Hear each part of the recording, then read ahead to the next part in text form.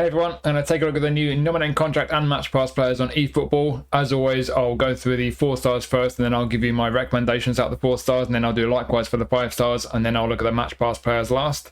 And as always, I'll put timestamps in the description for each player and each section if you want to skip to a particular bit. So just click the description and there'll be links to take you to wherever you want to go. So again, we've got a J-League Player of the Month pack, got Brazilian League and Turkish League, all these 3 Player of the Month packs. It'll be interesting to see what we get instead of the Turkish League next time out, because the Turkish League is done now. But let's start with the J-League pack this time around. These are all 4 stars this time. Interestingly, I'm going to try not to rant about anything this time, but they're all 4 stars and none of them even go above 90. The highest rating you can be for a 4 star is 91. We've not even got a 91 rated in here, so that's not a great start, but let's start with Ratão from Cerezo Osaka. So Ratão does not have a face scan yet. I have no doubt he'll get one soon enough because he's a J-League player. He's normally a left-wing prolific winger. On eFootball Hub, when you look initially, when you search for him, it looks like he's a centre forward, but then when you click him, it says left-wing prolific winger. I don't know if there's something dodgy going on with eFootball Hub. They do seem to have issues whenever there's an update. I'm going to have to trust them on the skills as well. But yeah, he is seemingly a left-wing prolific winger normally, but they're changing him to a whole-player attacking midfielder. They've added SS and attacking midfield as new positions, and they've also added centre midfield as a semi-proficient position on a card that you can't position train. Excellent. In terms of the way they boost him, it's the first time I've had a feature version of him. And he's obviously a role change from a wide man to an attacking mid, so he's lost a little bit of pace, which is kind of understandable for if you're going to move him inside, but he's been boosted enough elsewhere. It's a decent enough boost on the whole from his GP card. And then skill wise, they've thrown in long range shooting, through passing and fighting spirit. So he's got a pretty good selection skills. It would be nice if you had one touch pass from an attacking midfielder, but with a low pass at 77, are you going to play this guy as an attacking midfielder? I'm not. That's terrible for an attacking midfielder. Yes, this is only a 4-star card, but it's still not good enough. 77 is really poor for low pass. So without one touch pass, yes, he's got through passing, but that is a big question mark over this guy as an attacking mid. He's not brilliant on the ball. The attacking works and finishing are decent enough. Very decent for an attacking mid. He's got decent pace still, even though he's lost a bit from his GP card, because obviously they've changed his position and stuff. Got a little bit of physical strength. Balance isn't amazing, but it could be worse. But yeah, on the whole, he's got a good selection of skills for just about any attacking position. Long range curler, long range shooting, first time shot. Could you play him on the left still? I'd be tempted to. I don't think his passing is good enough for attacking mid. I think he's going to be best in a more advanced position, either coming off that left flank or just behind the attack maybe. I wouldn't put him all the way up front as a striker because his attack awareness is only 78, finishing 81. They're not good enough for centre forward. He might be good just about everywhere else. He might have good skills and you might feel you can get away with that. But for me, I wouldn't be comfortable playing a striker whose attacking awareness and finishing are so low, because those are probably the 2 most important attributes in a striker. But just behind the attack or just coming off the left flank, still not brilliant on the ball. And you're still going to need to be quite careful with the passing, but it's not as important if you're going to try and focus more on scoring goals, especially coming off that left flank onto his right for a decent pace. You can get away with him on the ball. Like I say, the awareness of finishing are decent enough. He's got a good selection of skills. He's a super sub as well, which is handy. So maybe it's for your J-League squad if you get the J-League challenge still. Could be a handy one to have on your bench. You can come on and do 1 or 2 different jobs, but it's just another card. I seem to be saying this quite often these days when I'm reviewing these nominated contract packs. It's just another card where I just don't think he's that good in any particular position. Yes, he's only a 4-star, but still, even for a 4-star, you've got some qualities there. The pace isn't bad and got good selection skills. The awareness and finishing in a lot of positions aren't too bad, but on the whole, I can't see him being particularly great in any position. Striker as a kind of number 10 wide left. There are drawbacks in any area. So yes, there are qualities. He could be a handy one just for his versatility for the J-League challenge, but ultimately for me, it's not a brilliant card in any position really. And next we've got Yuki Yamamoto, plays for Kawasaki Frontale, got a face scan. He is an orchestrator centre midfielder, no change there. Positions are the same as normal, so you can play on defensive mid or centre mid. He looks fairly solid, but not amazing. There's been one previous version of this guy as a highlight, and some kind of J-League pack wasn't quite as good as this. It had less skills as well. Obviously trainable, but yeah, this one's a bit better. Not a massive difference though. There was also an old Player of the Month card actually from a long time ago. That was an attacking midfielder with the whole player playing style. That card was a bit better in a few attacking attributes, a bit better with passing, for example, attacking awareness and so on. But overall, this one's slightly better, but a different kind of profile though. the main boost this version has had from his GP card is the physical contact and the finishing. Really, not decent enough boost on the whole, but those are the two areas he's had the biggest boost: the physical contact and his finishing. And then skill wise, as I mentioned, that highlight didn't have as many skills. And that is essentially because they've added long range shooting, one touch pass, pinpoint crossing, and gamesmanship. So we've got a nice selection of skills here, certainly going forward. But on an orchestrator, I think certainly as a defensive midfielder, no defensive skills whatsoever. Can't defend to save his life. He's physically quite weak. I don't think you're going to want this guy that deep in your midfield. I think you're definitely going to look at this guy as a centre midfielder, and you're going to need at least one midfielder behind him doing the bulk of the defensive work, because he's not going to be particularly competent defensively. Going forward, okay on the ball, passing decent enough for a 4-star certainly. Attack awareness sucks. Finishing's not great. Like I said, defending and physical strength not as important when you move him up to centre midfielder, but still important. The stamina's borderline for me on an orchestrator. You probably will get quite tired second half. Balance isn't great. Again, I know this is only a 4-star card, but it's not a great one. You know, you got the skills going forward. You know, the shooting skills will just improve his finishing, which isn't great. He's got the passing skills. At least one touch and through. He's not got low lofted or weighted. So, yeah, he's going to be reasonable when he gets on the ball and picks a pass, but that's not enough for me. You know, even for the J-League challenge, you know, if you're desperate, if you just started playing the game, you really need new options. Yeah, he could be a handy one in your midfield, but I don't want to sound too harsh, but even for a 4-star contract, what's great about this guy is passing's all right, and that's about it. Do you want a centre midfielder who's all right at passing, but not particularly great anywhere else? I personally don't. So again, it's not a terrible card for a 4-star contract, but it's not a brilliant one either. So I can't really recommend this one. It's not a brilliant one.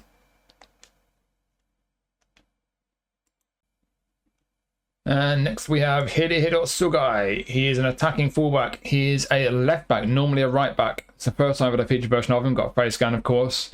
First thing to note with this guy, he's right-footed, so he's not really a left back. On the face of it, you're looking at a left back who could play right back, but he's actually a right back who could play at left back if we need him to. He's not overly two-footed, so I definitely would consider this guy to be a right back who could be a left back if you really desperately need someone. We've lost a little bit of speed and kicking power. Apart from that, though, he's had a decent boost overall from his GP card. And then skill-wise, everything's new here except for fighting spirit. So they've added one-touch pass, through passing, pinpoint crossing. That's great getting forward. And defensively, we've got man marking, interception. Would be nice if we had block over. I was going to be greedy, but that's a pretty good selection of skills for an attacking fullback, to be fair. Then when you look at the attributes, he's not too bad. We've had one or two similar attacking fullbacks over the last month or two, where they're kind of looking pretty much all right in almost every area, but then they're just not that comfortable on the ball, which is quite frustrating for an attacking fullback, because an attacking fullback will, of course, get forward quite a bit. 73 ball control, 71 tight possession, that's nasty. It's really not great. You can get away with a 76 dribbling, it's not too bad. He's got a low centre of gravity, so I don't think he's going to feel too bad on the ball when he gets the ball when you start dribbling with him, but his first touch, the ball control and tight possession, they're not great. The low and lofted pass are fine. That's decent for a fullback, especially with the one touch through and pinpoint crossing skills. Defensively, you're going to go 80 plus in all four of his defensive attributes when you get your game plan boost, so that's great. Pace is a little bit lacking. I think most of us would probably want a little bit more speed and a little bit more acceleration. So he's not slow, but he's not quite as quick as I think most would like a fullback to be. But he's not the strongest either. He's a small, weak guy. So in physical duels, he might come out short as well. Balance is okay. Stamina is absolutely fine. So yeah, this one, to be fair, I think this guy's decent. Certainly the pick of the three we looked at so far. I think as a fullback, especially as a right back, in a J-League squad, if you get the J-League challenge, I think he could certainly do a job. He might be a bit lacking in physical strength and he might not feel too comfortable on the ball, but elsewhere, I think his low and lofted passes are going to be fine, especially with his skills he's got. Defensively, he's reasonably strong for an attacking fullback. A little bit lacking in pace, but not disastrously slow. So yeah, I think on the whole, this guy could be a handy one. As you can see, he can play both sides. I do think the fact he's not fully two-footed and he's right-footed, I think he's going to be more of a right back, not quite so comfortable as a left back, but he can certainly do a job there. As a wide midfielder, I think the issue with his on-the-ball ability is a lot more prevalent. I wouldn't play him as a wide midfielder personally, although if you're desperate, he can put a cross, and he's got a pretty decent cross, 84 lofted. Not great goal, not amazing kicking power, but certainly with the lofted at 84 and pinpoint crossing, his crossing will be decent, so you could get away with him on the wing, certainly on the right, whipping some crosses in. But yeah, primarily as a fullback for the J-League change, I think he could be a handy one. I think as a right back, there are one or two slight drawbacks, but for a 4-star contract, I think he could be pretty solid. Outside the J-League challenge, he's probably going to be a bit lacking, to be honest. But yeah, I think especially for the J-League challenge for a 4-star contract, this guy could give you some pretty decent value, to be fair.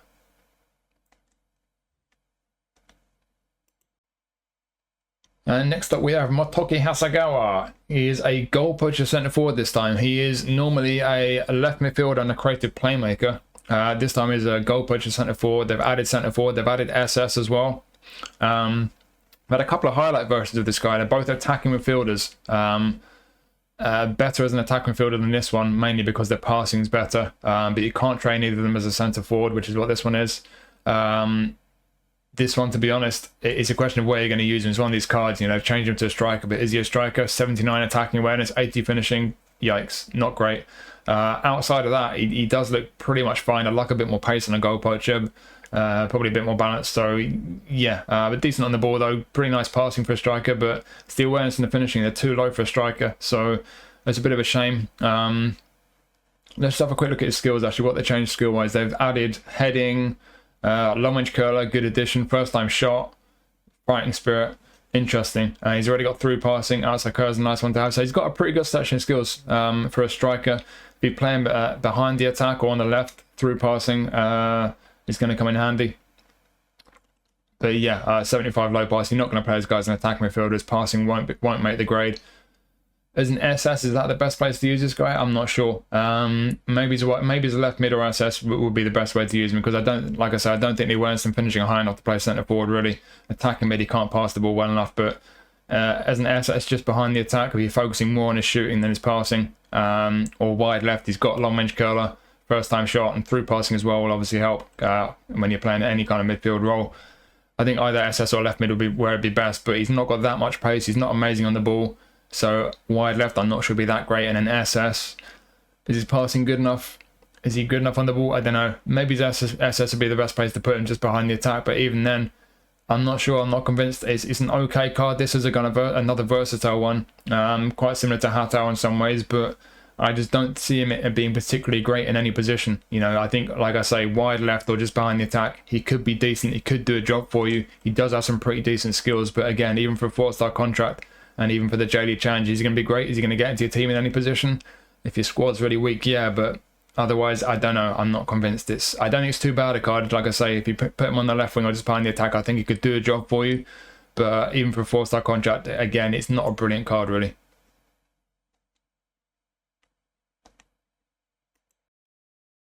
And next we have Riku Yamane from F Marinos, who are having a disastrous season so far. He's got a face scan, of course. He's an orchestrator centre midfielder. I've actually had a previous highlight of this guy, which was a box-to-box midfielder. That highlight was a little bit better than this one overall, mainly because his passing was better, but the stats are kind of shuffled around a bit, so it's slightly different. He's had a decent boost from his GP card, mainly physical contact. That's the biggest boost he's had. Still not particularly high, but it has been boosted. And then skill-wise, everything is new here except through passing. So soul control is a nice one. Long range curler and first time shot when he gets forward, albeit as an orchestrator, so he's not going to get forward a great deal. One touch pass, through passing, outside curler. So yeah, another one of these cards going forward. You know, like the previous orchestrator we looked at, Yamamoto. We got an orchestrator who's a lot better going forward with those skills and the attributes than he is going back. Got better defensive attributes here than we had with Yamamoto, to be fair. But still, he's not great defensively. He's not particularly strong physically. I do think this guy looks a bit better than Yamamoto on the whole. I think on the whole, he's got a bit more to his game all around. But still, you know, he's not amazing on the ball. He's passing at 85 low pass. You're in +3 territory at least. So with a maximum boost, you can get up to 88 for low pass. He does have one touch and through. So he'll have decent passing, albeit not amazing. Attacking and defensive awareness both a bit on the low side. And like I say, he's not great defensively or physically. Stamina's borderline. So again, it's just one of these cards where it could be handy for you. It could be a useful option for a J-League squad, especially if you've not been playing the game for too long. But I don't think he's got enough in his locker defensively to play DMF. And as a centre midfielder, as a kind of all-rounder, he's kind of somewhat solid. Certainly when you get him on the ball, you pick a pass, and on the rare occasions he gets forward far enough up the pitch, he's got first-time shot and long-range curler, albeit his finishing is not great. So yeah, some decent strengths here with this guy, and as an all-rounder, if your JD squad's not too strong so far, then he could be a useful one to pick up. But again, even for a 4-star contract, I don't think there's anything that special about this guy. You know, he could be somewhat solid for some people, but I think for most people, to be brutally honest, it's just another card where I just don't think it's, even for a 4-star contract, that he's going to give you that much value, really.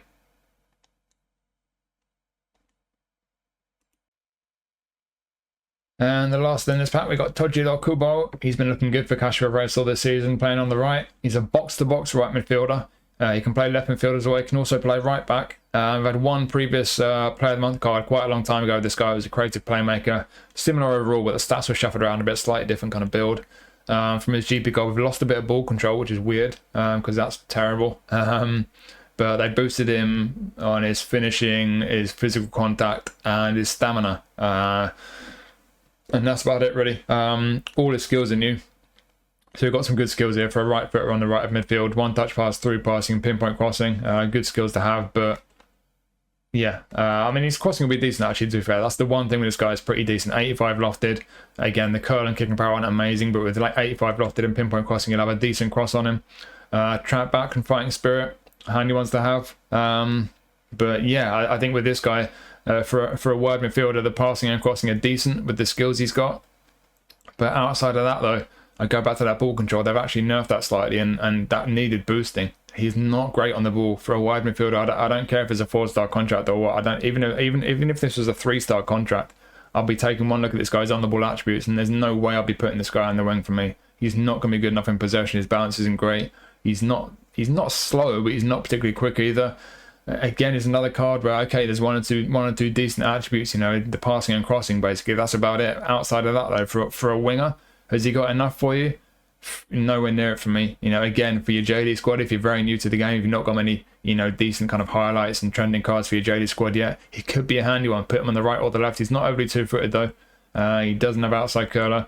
I'm not sure how comfortable he'd be on the left-hand side. I think he'd be a lot more comfortable on the right. But yeah, if your J-League squad is really lacking, he could be a handy one. But where is he going to be good, you know? You need your wings to be better on the ball. And as a fullback, no. I mean, he's not got any defensive skills, really. Trap back and fighting spirit will help, but you need some actual defensive skills there. He can't defend. He's physically very weak, even with a boost to his physical contact. So, yeah, I think it's one of these cards where, you know, if you're desperate, he could do a job for you in one of his positions. But apart from the fact he's got decent passing and crossing for a winger, he's just not great on the ball. And on the whole, even for a 4-star contract, it's another one where it's just not that great, really, on the whole. So that's all the players in the J-League pack. I've got to be honest, I think that's a pretty miserable pack. I do think Sugai is a decent option for a J-League squad as a fullback, but honestly, that's one of the worst J-League packs I think we've had in a long time. Yes, we don't have 3-stars anymore, but even if some of these guys were 3-stars, I still wouldn't think they're particularly good. I think that's a pretty disappointing pack on the whole, to be honest. But those are just my thoughts. But we've got some more 4-stars to look at. And we're going to start in... Where are we going to start? We're going to start in Brazil. Let's go to Brazil. And in Brazil, we've got 4-stars. So let's start with this fella. Let's start with Igor Serrote. So we have another attacking fullback. He's a right back. This is the only position he can play. He's a right footer. He's quite young, 19 years old. Plays for Grêmio. Is that a face scan? I don't think it is. Not particularly two-footed. Yeah, he's looking alright, this guy. It's the first time I've had a feature version of him. He's a youngster, obviously, so he's just coming through. From his GP card, they've mainly boosted his passing and, interestingly, his shooting, which was terrible before and is a little bit less terrible now. Got a bit more physical strength than he normally has. We've actually lost a little bit of bounce and kicking power. We really could have done with a bit more bounce, not less. You know, his balance isn't great, so it's a bit of a shame. The defensive awareness is pretty poor as well at 71. And again, we've got an attacking fullback who's not comfortable on the ball. It's really frustrating. But yeah, apart from that, on the ball, defensive awareness and balance, those are the weaknesses really. Apart from that, looking fairly solid. Skill-wise, what have they added? They've added a bunch. So we've got through passing, weighted pass, man marking, interception, sliding tackle. I think all those are new. We've got pinpoint crossing already. We've got fighting spirit already. So again, for an attacking fullback, that's a pretty good selection of skills, similar to Sugai, I think it was, in the J-League pack. So we've got a pretty good selection of skills for this guy as an attacking fullback. The pace is decent, stamina's fine. We've got a little bit of physical strength. Yeah, just a few attributes that are lacking really. On the ball, he's not too comfortable. Defensive awareness and tackling a bit on the low side. Balance isn't brilliant, so there are concerns with this guy. I think it's just another one of these cards, you know, for a 4-star contract. If you still get to do the Brazilian League Challenge, he's not a great card. He's definitely got a few attributes that, you know, they're a bit on the weak side, but got a good selection of skills. I think he could do a job in the Brazilian League Challenge. I don't think he's a brilliant one. We've had better right backs, but we've had worse as well. So a few areas where, you know, a few areas of concern there. But if you still, like I say, if you still do that Brazilian League Challenge, and if you're lacking in right back options, I think for a 4-star contract, it might not be a brilliant one, but you could certainly do worse. I think you could do a job for some people.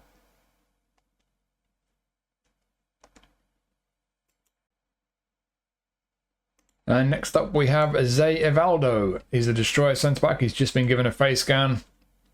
Decent height, 6'2". Jumping's not great though. Defensives are kind of okay on a 4-star centre back. Pace is decent, but yeah, the jumping and physical contact a bit of a concern there. They've actually boosted his jumping and physical contact a little bit, and they've slightly boosted his tackling. But apart from that, it's just the bog standard trending centre back boost: pace, stamina, passing. It's what they always seem to do on centre backs. It's the first time I've had a feature version of this guy, and yeah, for a 4-star centre back, he looks pretty solid on the whole. It's just the physical contact and jumping are a bit on the low side, and those are important attributes. He does have aerial superiority. Everything except blocker is new here. He's got first time shot. I guess that's why he's in. That's usually what gets a defender into a player of the week or player of the month pack, just scoring a goal. So we've got first time shot. But then more importantly, man marking, interception blocker, aerial superiority, slide and tackle, fighting spirit. In an ideal world, we would have heading and acrobatic clearance. But apart from that, we've got most of the important defensive skills there. So we've got a pretty good selection of skills. The defenses are fairly solid for a 4-star centre back. Everything else is looking solid apart from those two important ones, jumping and physical contact. So there's a bit of a question mark in the air. There's a bit of a question mark over whether he's strong enough physically, but on the whole, yes, he's definitely a 4-star. He's not one of these, every now and then you kind of hope with these packs there's going to be 1 or 2 4-stars who could be comparable to a 5-star, could do a job for you. I don't think he's quite on that kind of level, but he's solid enough. I think it's another one where if you're really lacking options at centre-back in the Brazilian League Challenge, he could do a job for you. I don't think he'd be too bad. I don't think he's a brilliant one either, because like I say, the jumping and physical contact, those are 2 very important attributes, and he is a bit lacking there. He's got right back, but you're not going to play him at right back. He's not quick enough. He's horrible technically. But he's very much a centre-back. And yeah, like I say, if you really need a centre-back option for your Brazilian League squad, he could do a job for you. But beyond that, it's not a brilliant one. I think he's just kind of okay on the whole, to be honest.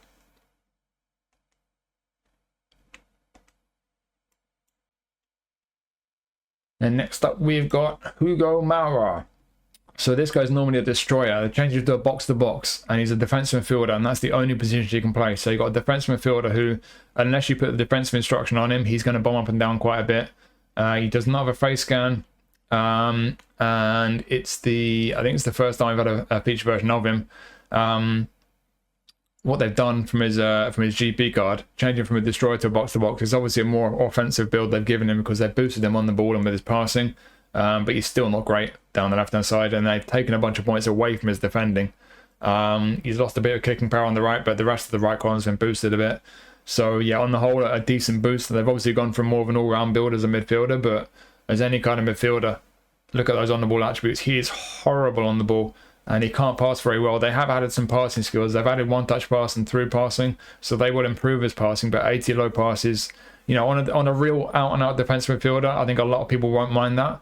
But he's got that box-to-box playing style now, and they've nerfed him a bit defensively. So, yeah, I don't know. 80 low pass for me is not high enough. It's a matter of opinion, though. Like I say, a lot of people don't mind that on a defensive midfielder. They've added outside curl as well. Weighted passes already there. Long range shooting when he does get forward. Low lofted pass, and then interception fighting spirit. So it depends which way you look at this guy, because if you're going to use him as a real out-and-out defensive midfielder, all you've got defensively is interception. That is an important one, but there are other skills that are important. Man marking, blocker. He's only got interception there defensively. And then going forward, yes, we're well equipped going forward. We've got a bunch of passing skills, but they're just going to improve his attributes. And his attributes, in my opinion, aren't high enough. So this is a strange card.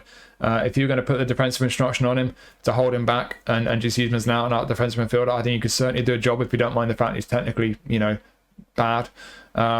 But he's not as good as his GP card defensively. And if you're not going to put defensive instruction on him, you're going to allow him to get up and down the pitch as a box-to-box.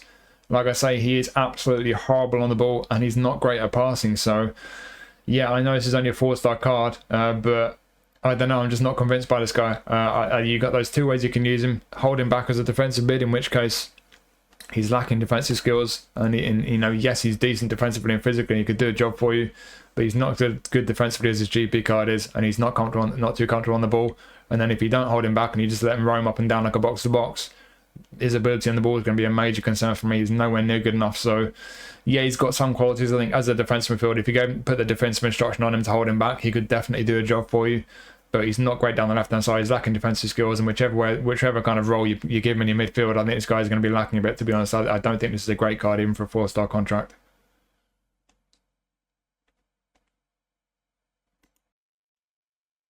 And next up is Gustavo Silva. So, got a face scan, prolific winger, left wing forward. We had a previous player of the month vote for this guy, maybe 6 months ago, something like that, or maybe a year ago. That was a right wing forward, but very similar to this one overall. Stats kind of shuffled around a little bit, some higher, some lower. That previous one, although similar on the whole, it did have through passing, the through passing skill. So that's one thing the old one does have over this one. But yeah, pretty similar on the whole. He's a prolific winger. He can play left wing or right wing forward. He can play as an SS with 68 low pass. I'm not sure you'd want to put him there. Can play right midfield as well. Pretty quick. He's lost a bit of acceleration actually from his GP card, but they boosted his physical contact, his stamina, his defending, which is really helpful on a tiny forward. His low and lofted pass have been boosted, which was needed because they're still not great. Got a few points in tight possession. That evens out his on the ball attributes, which is good. And then skill wise, we've got soul control was a nice one to get. Heading. So we've got 64 heading, 70 jumping, 60 physical contact, and he's tiny. Okay, we got heading, great. We've got one touch pass, not through passing, which is frustrating. We've got pinpoint crossing, and he's a super sub. So yeah, it's a mixed bag with this guy. We could do with through passing really. It would be really nice if we had a long range curler, if you're going to play him as a wide forward, left wing forward. Cutting onto his right foot. He does have first time shot at least. Finishing 75 might not be great, but it could be worse. So if you're careful not to ask too much from with his shooting, I think coming off that left wing is probably going to be the best way to use this guy. He could be a handy one. I think the one thing to be said for this guy, I did get that previous version of him, and he does feel pretty nice on the ball. He's pretty nippy, responsive. He's got good pace, good balance. On the ball, he's not amazing, but he's decent enough on a small guy with the pace and balance he's got. I think that's going to be fine. He'll get by. Like I say, the previous version of him is pretty similar on the whole, and he does feel pretty nice on the ball. He's quite a fun one to use. Attacking awareness is pretty decent. You're going to have to be really careful with his passing. Be very careful. Don't try anything too fancy with his passing because he will give the ball away. And even with pinpoint crossing, 73 lofted pass is not great, so he's not going to have a great pass or cross on him. I think you're probably going to look to get this guy on the ball in those attacking positions and just get him into the area, get him into shooting positions and try and score with him rather than creating goals because he's not really got the end product to create goals. But yeah, like I say, he's small, he's weak, and he's not going to be great with his end product, but you know, he's got a few decent skills there. He's a super sub as well. And like I say, in my experience, he does feel pretty nice on the ball. He's quite a fun one to get on the ball. So maybe not got the passing to play through the middle. I don't think he's really got the crossing playing off the right wing, but as a left wing forward, cutting onto his right foot, I think he could be one of these cards. It's not going to have great end product, and looking at it on the whole, he's maybe not a brilliant card, but when you get him on the ball, he could well be a fun one, especially if you get that Brazilian League challenge. So not an amazing card, but there are some qualities there, and they're mainly in the area of getting him on the ball and having a dribble with him. And I do think he could be a decent one to pick up for a 4-star contract, to be fair. And that is all the 4 stars from Brazil. So now we move on to Turkey for the remaining 4 stars. So in Turkey, we've got how many? We've got 4 or 5? We've got 5 4 stars in here. So let's start with this guy. Right, let's give this a go. Mustafa Eskihellaç. I may have actually pronounced that reasonably well. Probably haven't though. So we've got an attacking fullback. He's a left back. He has a face scan. He's Turkish. Got a few positions. Okay, this is an interesting one, this guy. So it's the first time I've had a feature version of him. He's normally a right winger with a prolific winger playing style. And this time he's a left back with the attacking fullback playing style. That's quite a change. They've added left back as a position. He's lost a little bit of pace of his GP card, but he's still quick enough. Lost a little bit of balance as well, actually. But just about everything else has been boosted, really. He's better than his GP card as both a winger and a fullback. So he's definitely had a decent enough boost from his GP card. Skill-wise, they've added one touch pass and through passing, also pinpoint crossing and man marking. He's already a super sub. We've got long range curler. This is an interesting card. You've got a bunch of positions. We're going to need to figure out where this guy's going to be good. I think straight away, though, I'm going to rule out this new position of left back because he can't defend to save his life. He's not physically strong. Yes, man marking is a good defensive skill, but so is interception, so is blocker. He's not got either of those. I would not be playing this guy as a left back. I would want to push this guy further up the pitch. He's got the passing and crossing skills, but are his passing and crossing going to be great? No, he's not got much of a cross on him. 75 lofted, not much curl, not great deal of kicking power. So his crossing might not be terrible, but it won't be great. And passing, low 77, he's got 1 touch and through. For a wide man, it's not too bad. As long as you don't ask too much from his low passing won't be too bad. But on the ball, though, he's not amazing. You know, dribbling at least gets just about into +3 territory. So with your maximum game plan boost, you get up to 88 dribbling. That'll be all right. But the ball control is not brilliant. The tight possession is not great either. Attacking awareness is all right. Got pretty good pace. Not great balance. It's another one of these cards. You know, where's he going to be good? I don't think he's going to be good enough as a left back. On the right hand side, he's not got great crossing. I don't think he'll be too great there. I think left midfield is probably where this guy will be most effective. He's got long range curler, 1 touch through, pinpoint crossing when he cuts inside, super sub as well. But I think mainly with long range curler on that left of midfield, cutting onto his right foot, he won't have an active playing style. But with the pace being kind of okay on the ball, that long range curler skill, I think that's where you get the most value out of him. But I think it's just another card where you're going to look at him. And for the Turkish League Challenge, if you still get the Turkish League Challenge, I think the best thing I can say is that if you still get the Turkish League Challenge, he could be a useful one. Just if you're really desperate for someone in one of his positions, he could be one of these cards where, because he's versatile, he could be a handy one, especially as a super sub. But honestly, like I've said with a few of these cards, I can't see him being particularly good in any of these positions. Yes, he's got 1 or 2 qualities. The pace, primarily. I mean, the pace is just about it, really, to be brutally honest. So, yeah, that's the thing. You know, good pace, but you need qualities in more areas than one. So, yes, he's versatile. For the Turkish League Challenge, he could be a useful one to have on your bench at least. But, again, I don't see any position this guy's going to be particularly good, unfortunately, even for a 4-star.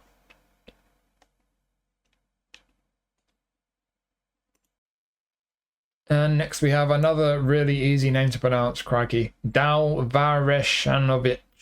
So we've got a whole player. He's normally a creative playmaker, changing from a playmaker to a whole player. He's actually had a highlight card that was creative playmaker. That was slightly better than this one on the whole, but the stats were shuffled around a bit. Not a massive difference overall, although highlight cards can be trained, as of course that's an advantage. He's got a face scan.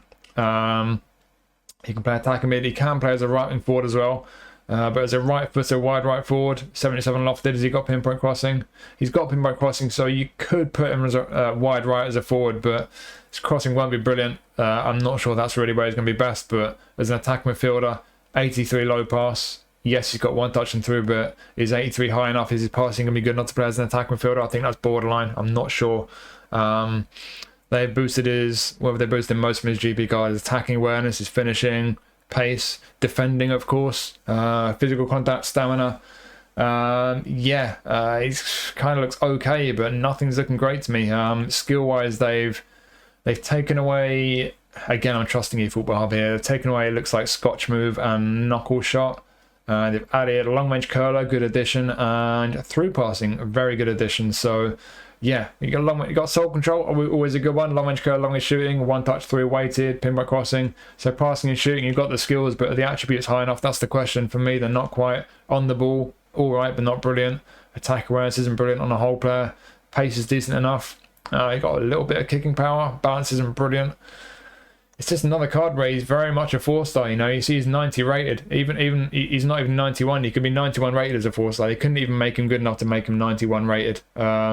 It's just not a brilliant card. He's not terrible in any area really, but there's nothing really about this guy that looks that great. So yeah, as an attacking mid, that passing is really questionable. Outside of that, he's kind of okay in a bunch of areas, but not great in any. And as a right wing forward, he's not great at crossing. He's right footed. Don't think he really suits that position. So it's another card where I don't want to sound too harsh, but I just don't think he's that brilliant. You know, if you still get the Turkish League Challenge, he could do a job for you as an attacking mid, but he's not a brilliant one even for a 4-star contract. Like I say, there's nothing really disastrous there. It's just nothing particularly good. So don't want to just slate all these cards, but even for a 4-star contract, once again, I don't think this is a great card, unfortunately.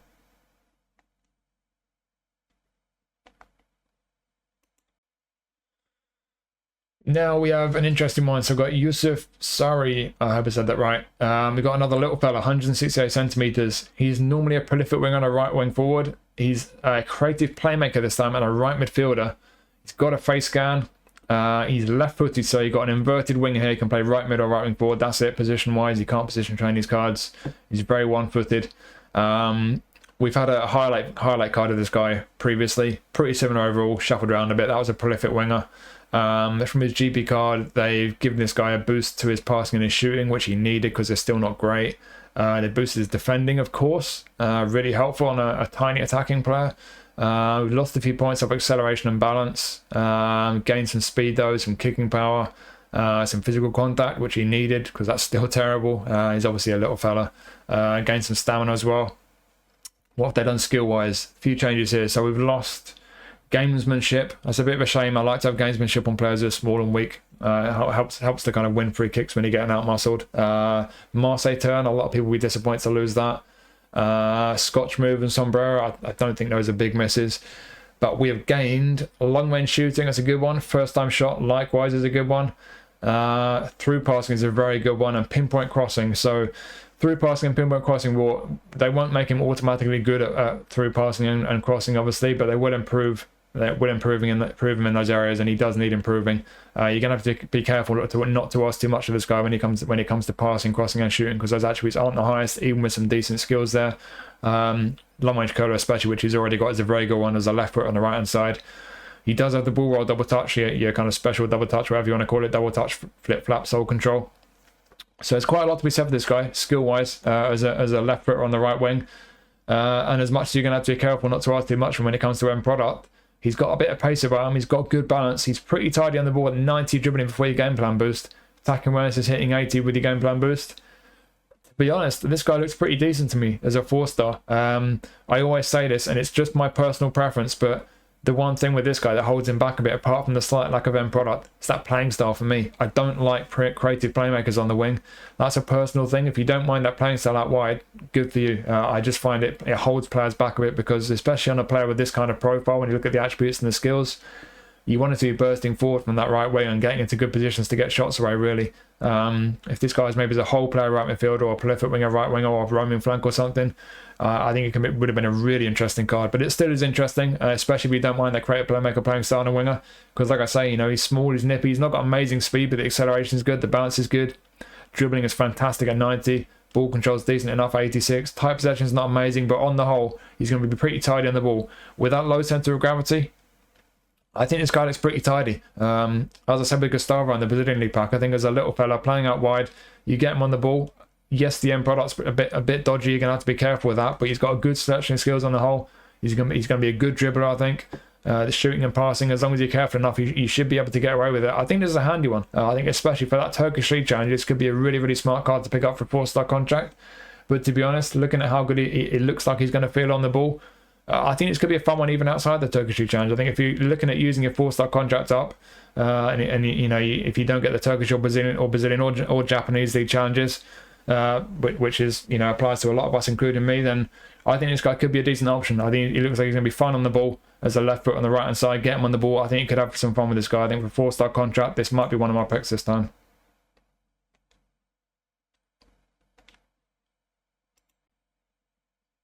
This guy, on the other hand, probably won't. So we've got Mustafa Hekimoğlu. No face gun yet. He's a youngster. He's only 17. This guy is normally a centre forward and a target man. It's the first time I've had a feature version of him. They've changed him to a right midfield whole player. They've added left midfield and right midfield as new positions. Compared to his GP guy, it's obviously a pretty major role change. So unsurprisingly, we've lost a bunch of points off finishing. But they boosted him quite a bit on the ball and with his low and lofted pass. They boosted defending quite a bit, which is really helpful on an attacking player. The right columns had a bit of a boost as well all the way down. And then skill-wise, a bunch of new skills here. So they've added soul control, through passing, pinpoint crossing, aerial superiority, and fighting spirit. So to be honest, he got a pretty good selection skills either as a wide man or as a striker. If you're going to play him on the left as a right footer, you'd want long range curler. That's a bit of a shame we've not got that, but it's going to come down to the attributes with this guy, because again, you've got a card where there's a bunch of positions you can use him in. You've got a whole bunch of attributes that are looking kind of all right, but where is he good? What's he good at? He's not got great pace. The balance isn't too great. He's not going to be brilliant in the air. 6'1", 78 jumping aerial superiority. He'll win some headers, but he won't be too dominant in the air. On the ball, he's not brilliant. Attacking awareness 82. I mean, where's he good? Again, it's the same thing, you know. If you get the Turkish League Challenge, he could be a handy one. You could stick him in a bunch of positions if you really need someone to do a job. If you're lacking, you know, you don't have someone in form in any given position, but where's he going to be good? You know, right wing, he's got pinpoint crossing, 77 lofty pass, 62 curl. He's not going to have a great cross on him from the right wing. Left wing, he's not got long range curler. He's not great on the ball. 6'1", terrible balance, not great on the ball attributes. He's not going to feel great on the ball. And then you've got centre forward, attacking awareness 82, finishing 78. He's not got the most important attributes for centre forward. So, yeah, he's kind of all right in a bunch of areas. He looks like he's going to be reasonable in the air. But that's about as much as I can say for this guy. I just don't think he's great in any position. Again, I don't want to sound too critical of these cards, but I just don't see the point of this guy. He's not a great right winger. He's not a great left winger. He's not a great striker. And that's the bottom line for me. Yes, it's only a 4-star contract. Yes, if your Turkish League squad is weak and you still get to do the Turkish League Challenge, he could be a handy one to have to cover a few positions, but emergency cover is really what you got with this guy. I don't want to sound too harsh because, yes, he's reasonable in a bunch of areas, but he's not got the most important attributes to be a striker. He's not going to be comfortable enough on the ball to be a left winger, and he's not got the end product or the on-the-ball ability to be a right winger, really. So, again, it's not a disastrous card on the whole, but I don't see any position that he's got there in which he's going to be particularly great, even for a 4-star contract, unfortunately.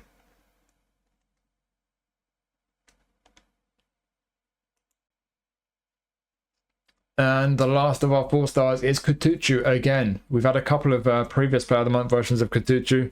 There was a centre forward one that was better as a centre forward than this one. Wasn't as good as a winger compared to this one though.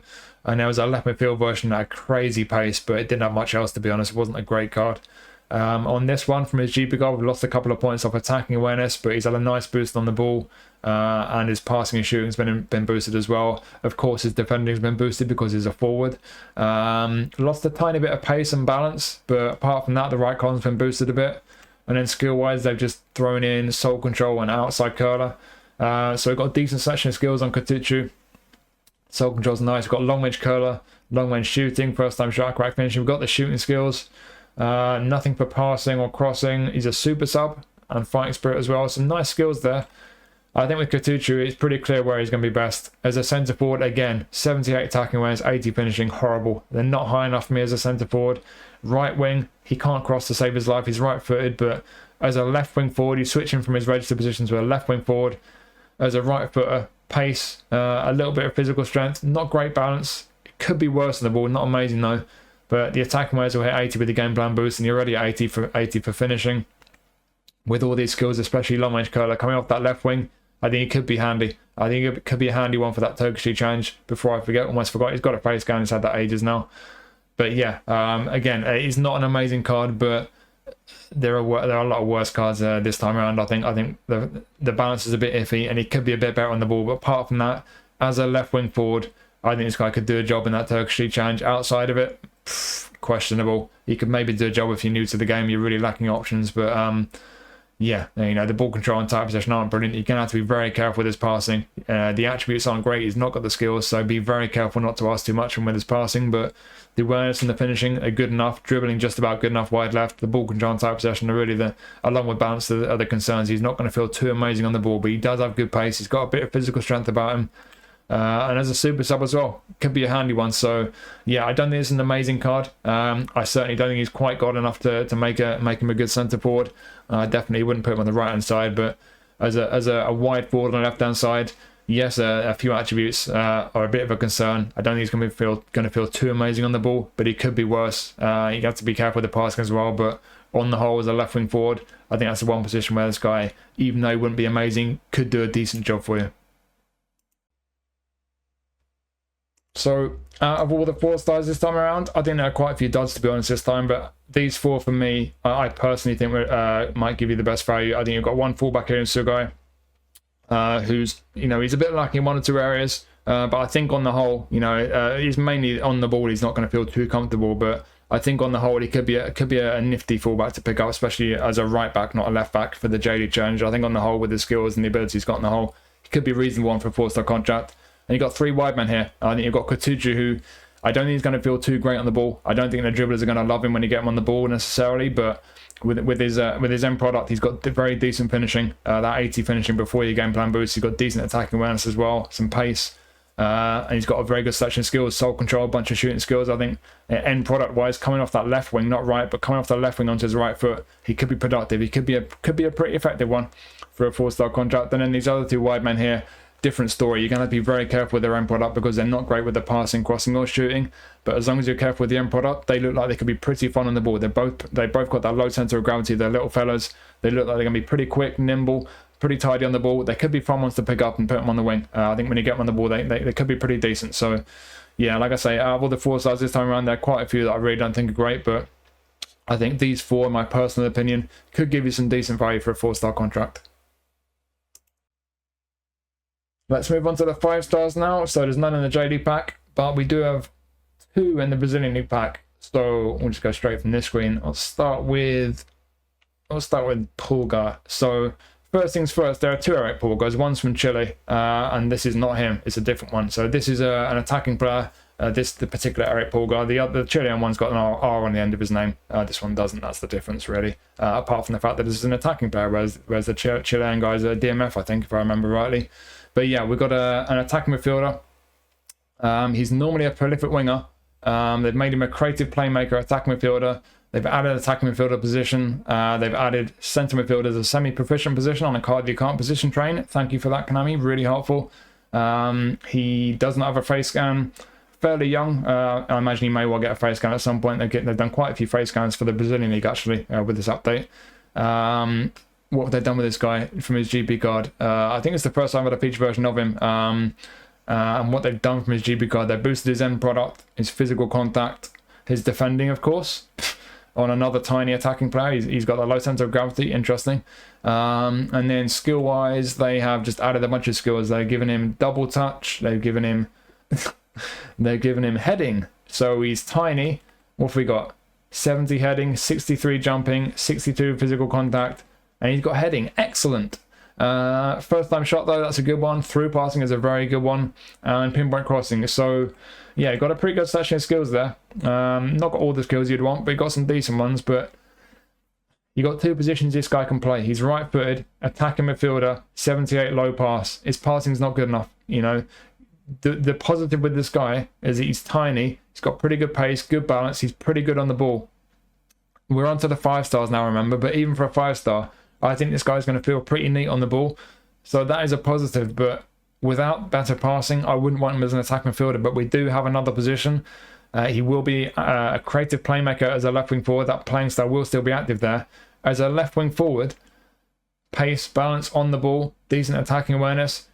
That passing is then okay if you move him out wide. It's more important to him. But when you move him out wide, you can definitely get away with the passing. Now he's got through passing, remember. Finishing 77 is not amazing, and he doesn't have a long range curler, but he's got first time shot at least. I think as a left wing forward, cutting onto his right foot, this guy could be handy. I think he's going to feel pretty nice on the ball. Yes, he's weak. Yes, he could do with 1 or 2 additional skills, but I think he looks alright, to be honest, as a left winger. I would not use him as an attacking midfielder unless I was playing with manual passing, because the passing, 78 low pass, is just not good enough. Yes, he's got through passing, but he's not got one touch pass. He's not got weighted or low lofted either. So yeah, his passing on the whole, I don't think is good enough for an attacking mid. But if you move this guy to wide left, with the pace, with the balance, his on the ball attributes, decent attacking awareness, and the end product for a wide man, I think is okay. It's just a bit of a shame he's not got long range curl. If he had long range curl, I think that could be a real difference maker. But even still, I think left wing forward for this guy, maybe not as an attacking midfielder, but left wing forward. Yes, it's a 5-star contract. And we've got a bunch of 5-star options. We're going to look at the rest of them obviously after this guy, but I think you could do worse than this guy if you're using wide left. Attack midfield, for me, no. Even if it's a 4-star contract, I don't think it'd be good enough with his passing to be an attack midfielder. But wide left, yes, I prefer a different playing style wide left, and yes, I would much prefer if he had long range curler. But outside of those 2 slight concerns for me, I think there's qualities there. I think he could feel pretty neat on the ball wide left, and he could be a decent option. I think for the Brazilian League Challenge, especially if you use wide forwards, Brazilian League Challenge as an inverted wing out wide, could be a very handy one. But even outside the Brazilian League Challenge, if you don't fancy any of the other 5-stars, I think you could do worse than this guy. I think he could be handy in that position.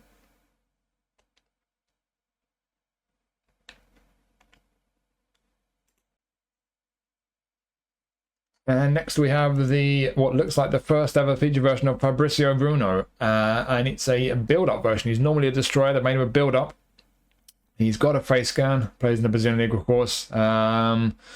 they've actually made him a tiny bit worse defensively, which is annoying. It's still pretty solid though, but they've given him pretty much, again, just a bog standard trending centre-back boost. Pace, stamina, passing. It's what you know you're going to get from a trending centre-back. So yeah, on the whole, defensively solid. The jumping and physical could be better. They're not too bad though. Pace is okay, stamina decent enough, passing is decent enough, has been boosted.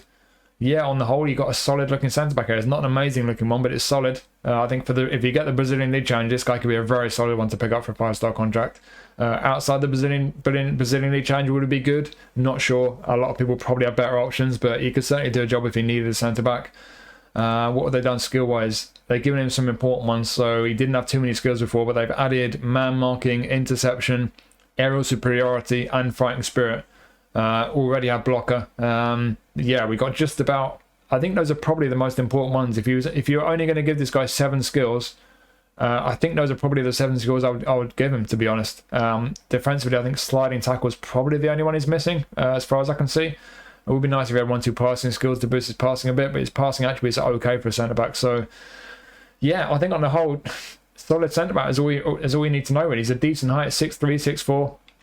The jumping's not amazing, but he's got aerial. He'll be solid enough in the air. Physical contact, I'd like to be a bit higher, but it could be worse. The defenses are solid enough, even if they've nerfed them ever so slightly, but at least 3 of them are going over 90 with the maximum game plan boost, and aggression's going to be at 89. So yeah, he's fairly strong defensively, and everything else is looking pretty much okay. So like I say, for the Brazilian League Challenge, for a 5-star contract, if you get to do the Brazilian League Challenge, I think this would be a really, really solid centre-back to pick up for a 5-star contract.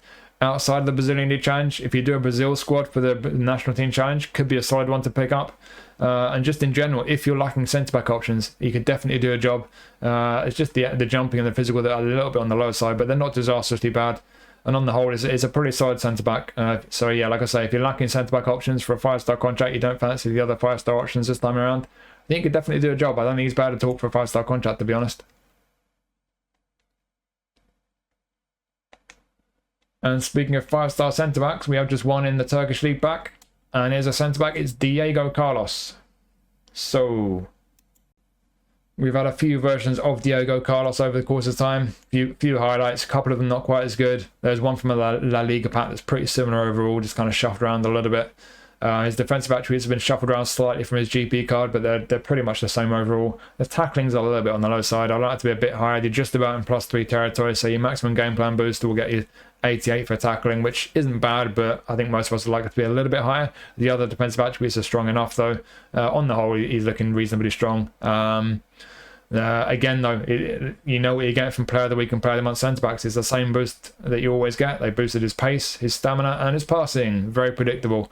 And then skill-wise, he didn't need much. He's already got a good selection of skills for a centre-back, but they've thrown in weighted pass and sliding tackle. So we've got heading and aerial, and then man marking, interception, blocker, sliding, acrobatic, fighting spirit. That's a pretty complete set of skills for a centre-back, really. Maybe they could have thrown one more skill in, one more passing skill or something like that, but certainly defensively he's got everything he needs, and then weighted pass is a nice bonus.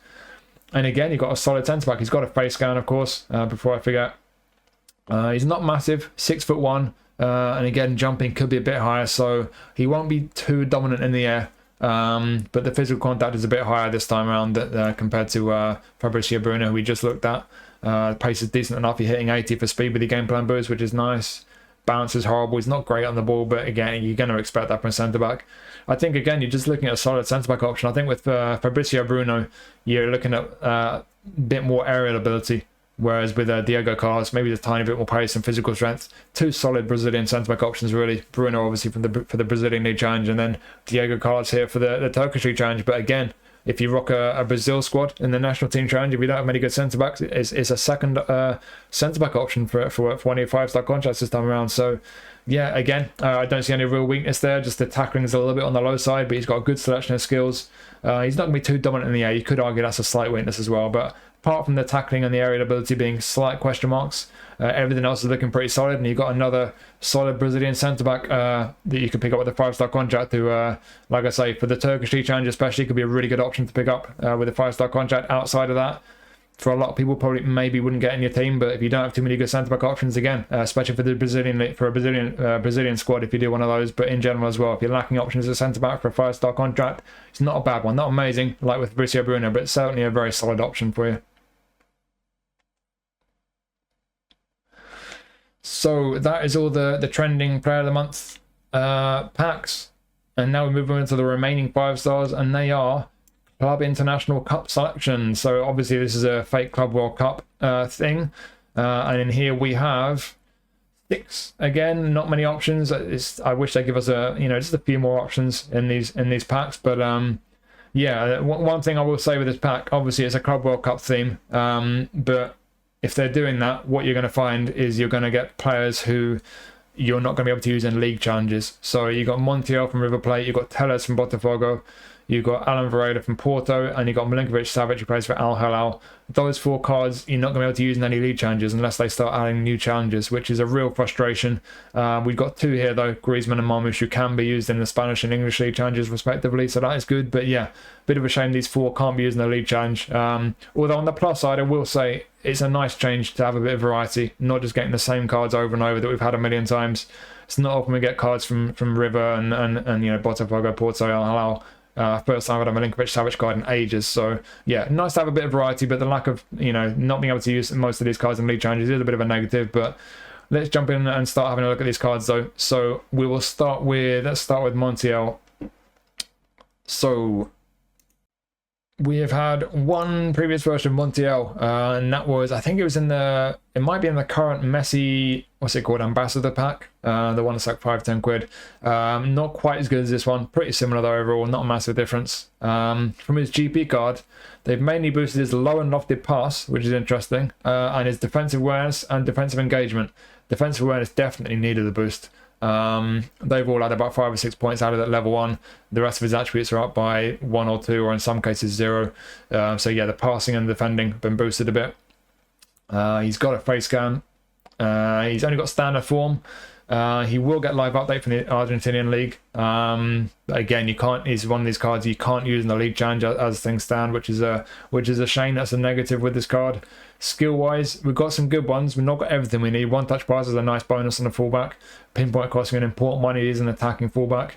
Defensively, blocker and acrobatic clearance. Okay, 2 good ones to have, but we could really do with interception. I would like man marking as well. So if I'm going to pick this card up and use them a lot, I think the 2 skills I would start with on this guy would be interception and man marking. But we've got some good ones there. But let's train him up. Let's go over to the eFootball Hub and let's train Montiel up. Let's see how good he is. He is decent. He looks alright. So yeah, as you can see, the low and lofted pass getting a boost is nice, because now when you get your maximum game plan boost, you're hitting the 80 mark on both of those. It's not brilliant on the ball. We'll see if we can boost them a bit there. Defensively, all 80 plus. The engagement at 88 and aggression at 90, very, very good for a fullback. Speed's great, 92. I think we might nick a couple of points from there. Acceleration's fine at 88. Decent jumping on him. Little bit of physical strength, decent balance. Stamina's great at 95. Like I said, I think we're going to nick a couple of points from there. Yeah, on the whole, I think this is a solid looking attacking fullback. Does need 1 or 2 defensive skills, but if you gave him those skills, I think he could do a decent job for you. I will just nick a couple of points of low body, leave him at 90 speed. Still got 93 stamina, which is great. I want him a bit more confident on the ball as an attacking fullback. Can't quite hit the 80 mark on ball control, that's frustrating. It's not going to make a massive difference, but to be honest, if you really wanted to, I would do this as an attacking build. You could do that. So you just leave it at the 70 mark physical contact, get the ball control and type session to 80, dribbling a bit better as well, of course. He's got very decent attacking awareness on attacking fullback, by the way. I've said it once or twice before, but I do find, I don't know if it's placebo, but on attacking fullback, when their attacking awareness goes up into the 70s, they do seem to push forward a lot more.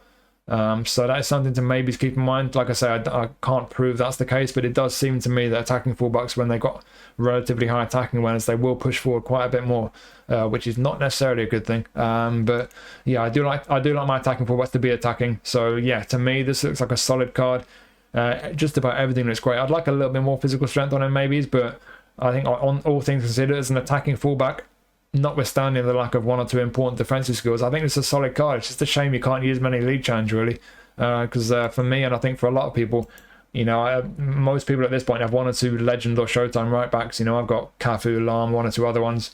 I just don't see when I would ever want to use this guy unless they suddenly had an Argentinian league challenge, which would be a fun addition. But given the way they've removed most of the league challenges from most people with the way they've region restricted them, I'm not going to hold up my hopes of that. Maybe we get a Club World Cup challenge, I don't know. But yeah, as it stands, I don't see this guy being one that many people are going to get a lot of use out of, unfortunately. But he does look like a solid right back.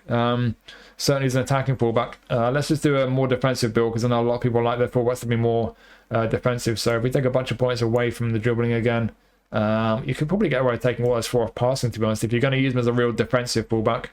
Give him some more physical strength. Let's just put a couple on defending there. It'd be nice to get the engagement to the 90 mark. And then those last 4, we'll just do 2 more on aerial. I think as a defensive fullback, that's just about all I would do, really.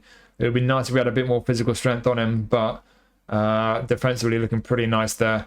I think on the whole, as a defensive fullback, if you like your fullbacks to really just defend as like a kind of extra centre-back, put a defensive instruction on him, he could do a job. It would be even more important to put a couple more defensive skills on him, interception and man marking. With that jumping, the jumping height is not amazing, 261, but if you gave him aerial superiority for a fullback, I think it'd be decent in the air. Not amazing, but decent. But yeah, on the whole, as a defensive fullback, that build could do a decent job. But again, when are you going to use him? Are you going to use this guy in divisions? I think most people probably have better options. It's a shame we don't have more use for these cards. But like I say, either with that defensive build or something like the auto allocation as an attacking fullback, could be a very handy one. Could be a decent option. What other positions we got? Right wing. Let's just firstly rule out whether you can make him a sneaky centre back, because I don't think you will be able to. I don't think he's going to have the. Oh, so the defenses are alright actually. I was gonna say his defensive awareness might be high enough. You could definitely get away with that. I think on the whole it'd be pretty strong defensively, but it's the physical contact. You can't have a 175 centimetre centre back with 76 physical contact. He's too small. He's too weak. So yeah, we can rule out centre back. But he does have right midfield. Can you make him a good right winger? This is the auto allocation. Don't know. You really need a bit more down the left hand side. I mean, no, not really. Not great on the ball. You know, his crossing will be decent, but I think on the whole, it's not the most exciting looking right winger, to be honest. I don't really fancy him as a right winger. I think he's definitely going to be a right back. So yeah, I'll just leave him on auto allocation. You can do a more defensive build, or you can make him a more very much an attacking fullback, which is what he's supposed to be. He does need 1 or 2 defensive skills, and it's a big shame you can't use him in any league challenges. But on the whole, I do think that's a pretty solid looking attacking right back, to be honest. And next we have what appears to be the first ever feature version of Alex Telles. I'm quite surprised by that. So he's got a face scan. He's an attacking left back. Again, oh, you can use him in a league challenge actually. I only just realised that. There's a Brazilian league challenge. I was blabbing on about not being able to use these cards in the league challenge. One of those cards which I said you couldn't use in the league challenge, you can, because you can use this guy in the Brazilian league challenge if you're allowed to do the Brazilian league challenge, which most of us apparently aren't these days. But yeah, you got an option for the Brazilian league challenge. What have we got skill-wise here? Decent selection, to be fair. Long range curler. I remember he's always had that. Long range curler for a left back who can't play on the right. That's utterly useless. But yeah, soul control is a nice bonus. Dipping shot and first time shot, and then weighted pass and pinball crossing. Those 2 will be nice ones going forward. He can do penalties for you. He's got interception. He's got captaincy. A pretty handy selection of skills there. Again, I would like 1 or 2 more defensive skills. I like to have interception, man mark and blocker on my fullbacks. So man mark and block would be nice additions. But going forward, pinpoint crossing, a bunch of others as a bonus. Looks like a pretty good selection of skills on the whole, but let's train him up. Let's go over to eFootball Hub. And let's train Telles up. How good is he? Decent. He's decent. So the defensive range isn't great. Apart from that, though, you know, down the left he's looking pretty tidy. The rest of the defenses are okay. He's got great pace, great stamina, great kicking power. He's going to have a very nice cross on him. Balance could be worse. Physical contact, similar to Montiel, it's not great, but it could be worse. Yeah, as an attacking fullback, it looks decent. I think defensive awareness is the one thing that stands out. Defensively, is a bit of a concern. If you like real defensive fullbacks, this guy might not be your bag. But one thing I'm looking at as well, though, they've gone to 14 on low body. I really don't like the auto allocation sometimes. That's not efficient. Those last 2 increases on low body are going to cost us 4 points each. So taking 2 off there, 8 points straight away. And to be honest, you could lose even more off there. We could do beefing him up a bit defensively at least. Let's take a couple more off. Let's go down to all the way down to 9. We'll leave the speed and stamina at 90. I think that's enough. Acceleration I think is alright, 88. How good can we make him defensively? Decent. Got a balance up to 80 as well. Yeah, 1 more on it. Physical strength. Yeah, I would personally be inclined to do something like that. You get that defensive awareness up to 77. You've boosted the others as well defensively, but the awareness really needed boosting. We've left him down the left-hand side because he's fine there. The pace is maybe not quite what you want it to be in a fullback, but I think it's quick. He's quick enough. He's got a bit of physical strength to bounce at the 80 mark, stamina at 90. That's a bit more of a more well-rounded build in my opinion as a left back. He looks reasonably tidy. Again, he is an attacking fullback. As an out-and-out defensive fullback, I'll do a slightly different build for that in a moment. But I think as an attacking fullback, you could maybe do one or two more defensive skills, maybe fighting spirit as well, but certainly going forward, pinpoint crossing, 85 lofted pass, 82 curl, 86 kicking power. It was over 90 initially. He's going to have a very decent cross for a fullback. As an attacking left back, could be tidy, especially for that Brazilian League challenge. For a 5-star contract, it might not be a bad option. So yeah, very attacking fullback. But like I say, I'll do a more defensive build. Although, as soon as I say that, I realise we're on 12 for defending, so how defensive can we make him? I mean, he's only 4 points in passing and dribbling. I mean, if you take all of those away, can you make him physically strong? It's just about what you can do, really, isn't it? Yeah, I don't know. I'm not sure. I don't think you can really... I think if you like really defensive fullbacks, and a lot of people do like having a kind of auxiliary centre-back wider than the main centre-backs, I don't think you're going to really cut the mustard for people with that kind of a preference for those types of fullbacks. So I think I'll just put him back onto auto allocation there. Whether you go with the auto allocation or whether you round him out a bit, primarily by taking some points from the lower body and put him on defending. That's what I would personally do to make him a bit more well-rounded. I think he's a solid-looking attacking left-back. He's going to have a decent cross when you get him forward. Could maybe do with one or two more defensive skills, but he's got interception. That's one of the most important ones.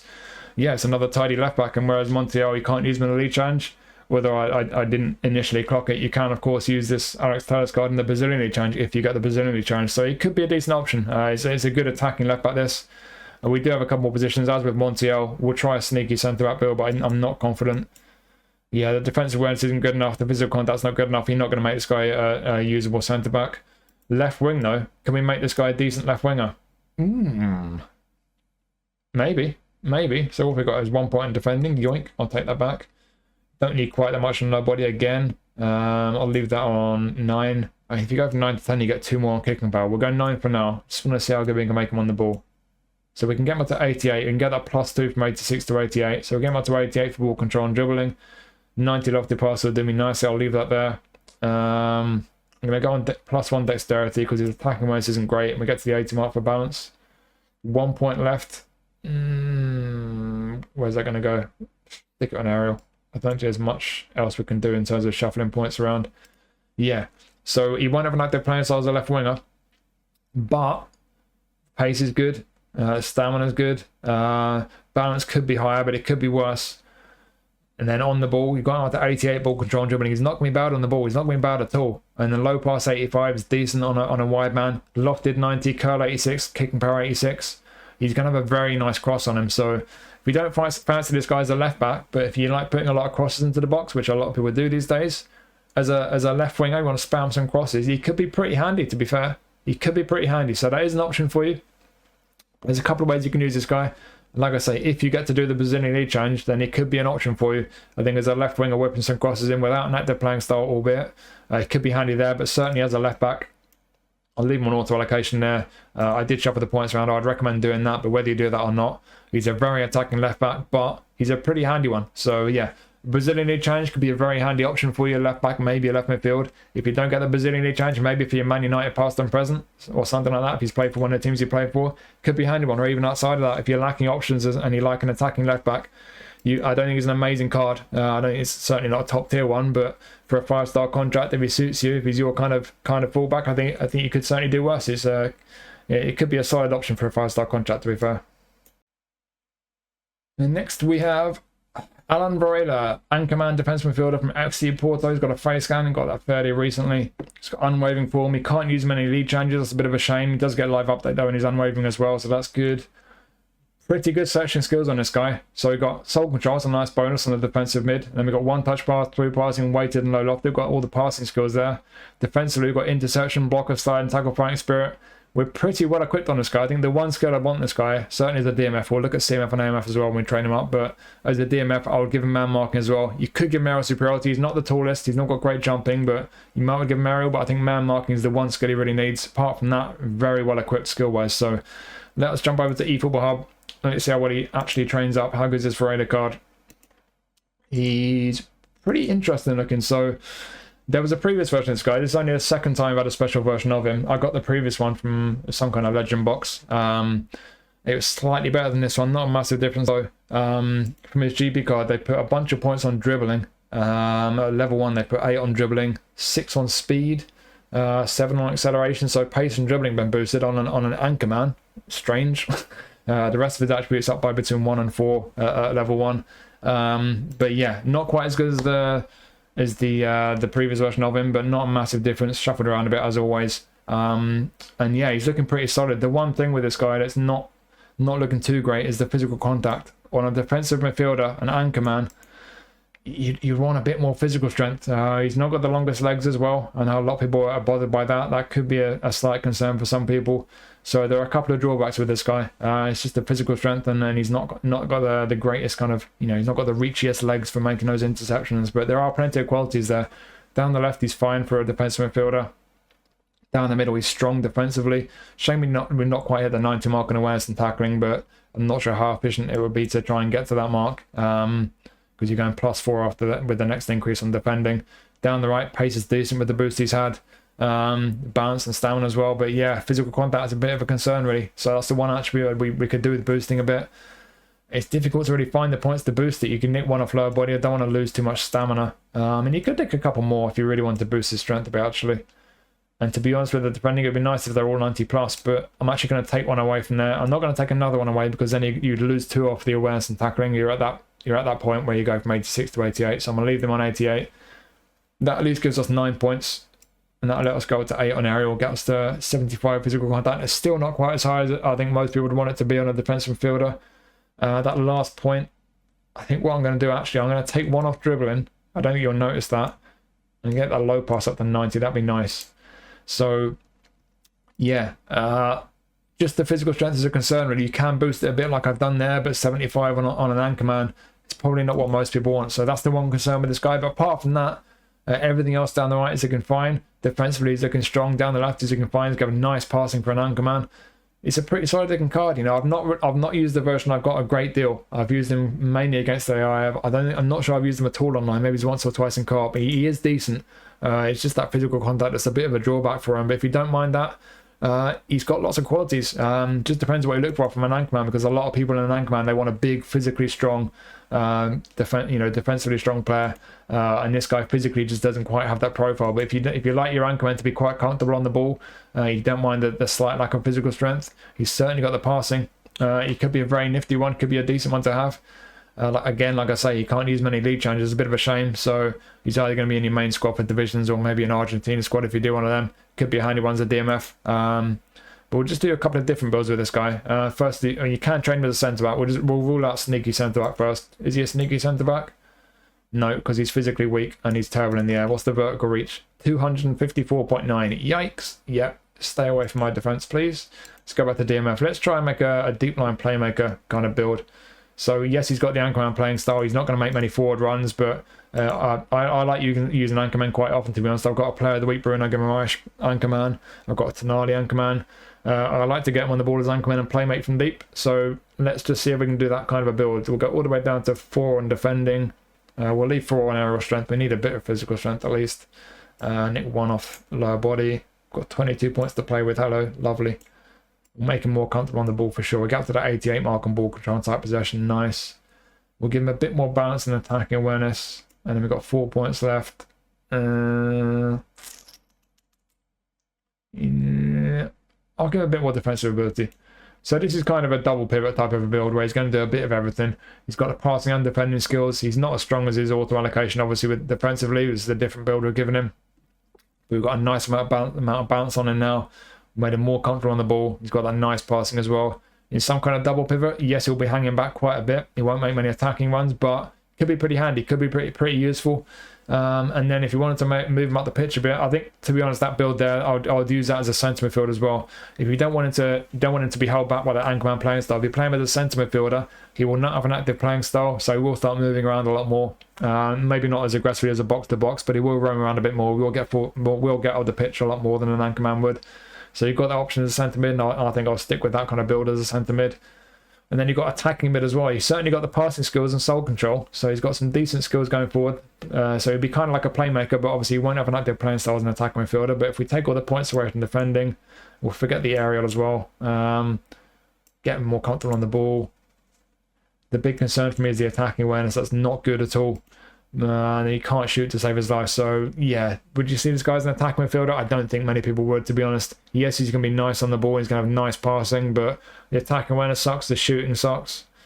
I mean, the balance is great. He's decent pace. You could certainly get away with him as a kind of playmaker, albeit without the playing style. He could be handy as an attacking mid. He could certainly do a job for some people, but there are one or two drawbacks there.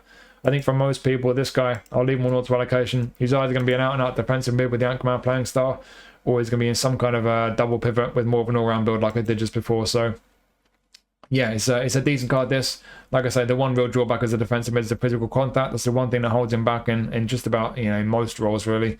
But he's got plenty of qualities, this guy. He's got a very good selection of skills to start off with. And yeah, apart from physical contact, the fact you can't use many league challenges, that's the only other major drawback. So there's a couple of significant things to, significant concerns with this guy, but there are plenty of qualities as well. And I think he certainly, for some people, could be a pretty tidy option to pick up for a 5-star. And next we have Omar Marmoush. So it is another card you can use in a league challenge. You can use him in the English league challenge, of course, plays for Man City. He's got a face scan. He's a goal poacher centre forward. He's got unwavering form. And skill-wise, pretty good selection skills. Would be nice if you had a long-range curler, especially if you're going to play him wide left. We'll do a couple of builds in a second. But we've got first-time shot, correct finishing, long-range shooting, rising and knuckle shots as well. Yeah, we've got some good skills there. Long-range curler, for me, like I say, that's the first skill I'd like to put on him. You might want to give him one-touch pass and through passing as well, because his passing is not great. But let's train him up on eFootball Hub. Let's see how good this Marmoush card is. So it's pretty decent looking. We've got a few versions of Marmoush. We started to see a few versions, especially since he joined Man City.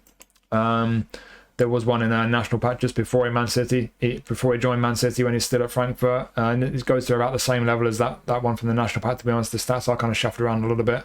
There's a Player of the Week, Booster Player of the Week card, which when that's boosted is pretty similar to this one, to be honest. Either as a striker or a left winger, depending on how you train this one. Not a lot of difference. I'd say if you've got the Player of the Week one, you don't really need this one.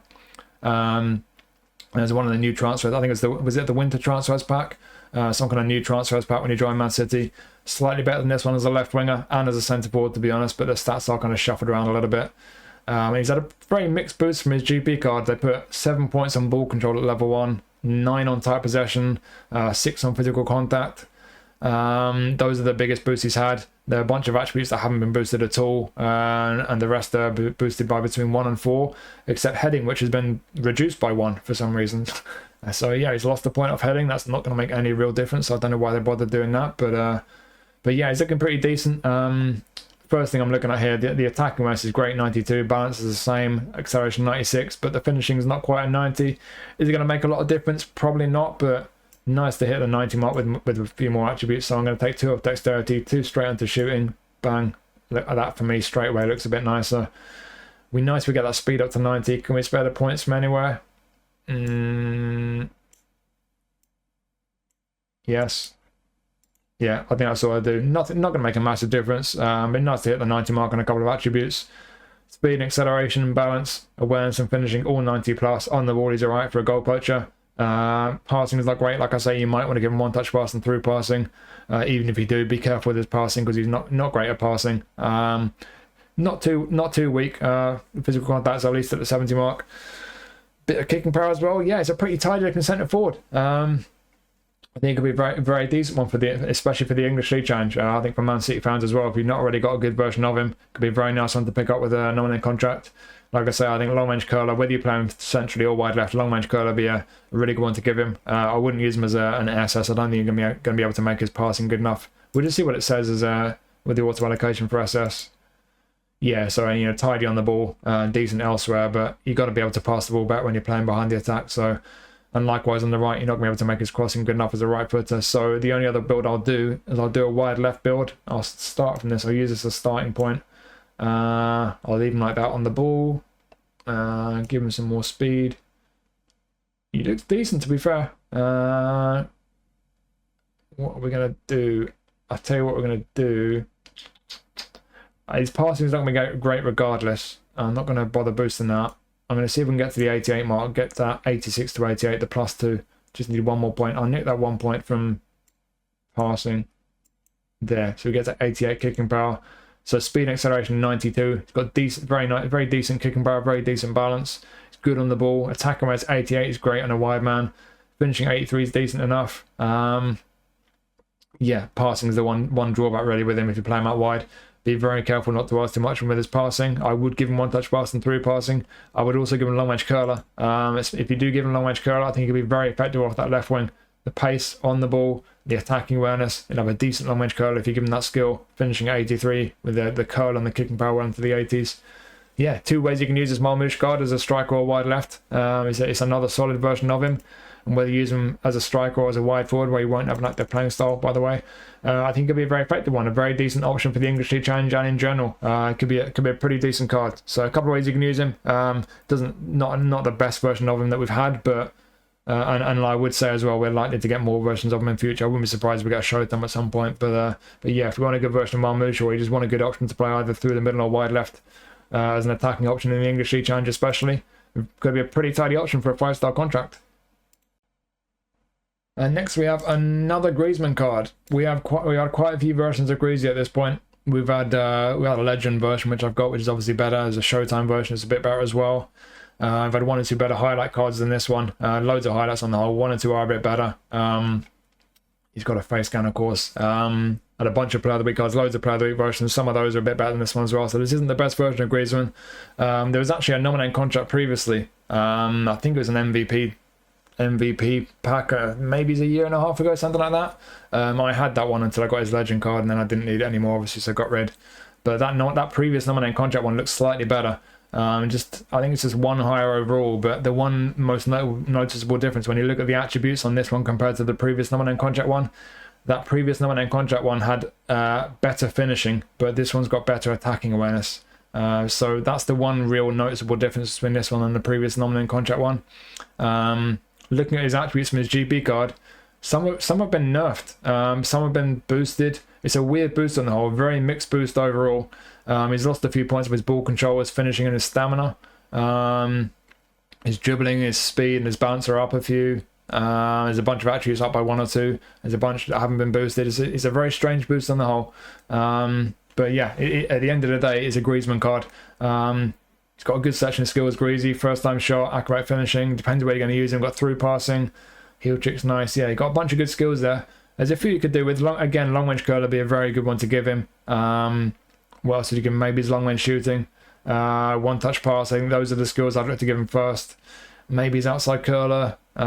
Soul control. I think is that 5? That's probably the skills I'd like to give this guy, to be honest. But let's just jump over to eFootball and train him up. Let's see how good this Griezmann card is. So we already know it's not the best version we've had of him, but it's still a decent one. I think this is one of these cards where if you've got a good version already, you probably don't need it.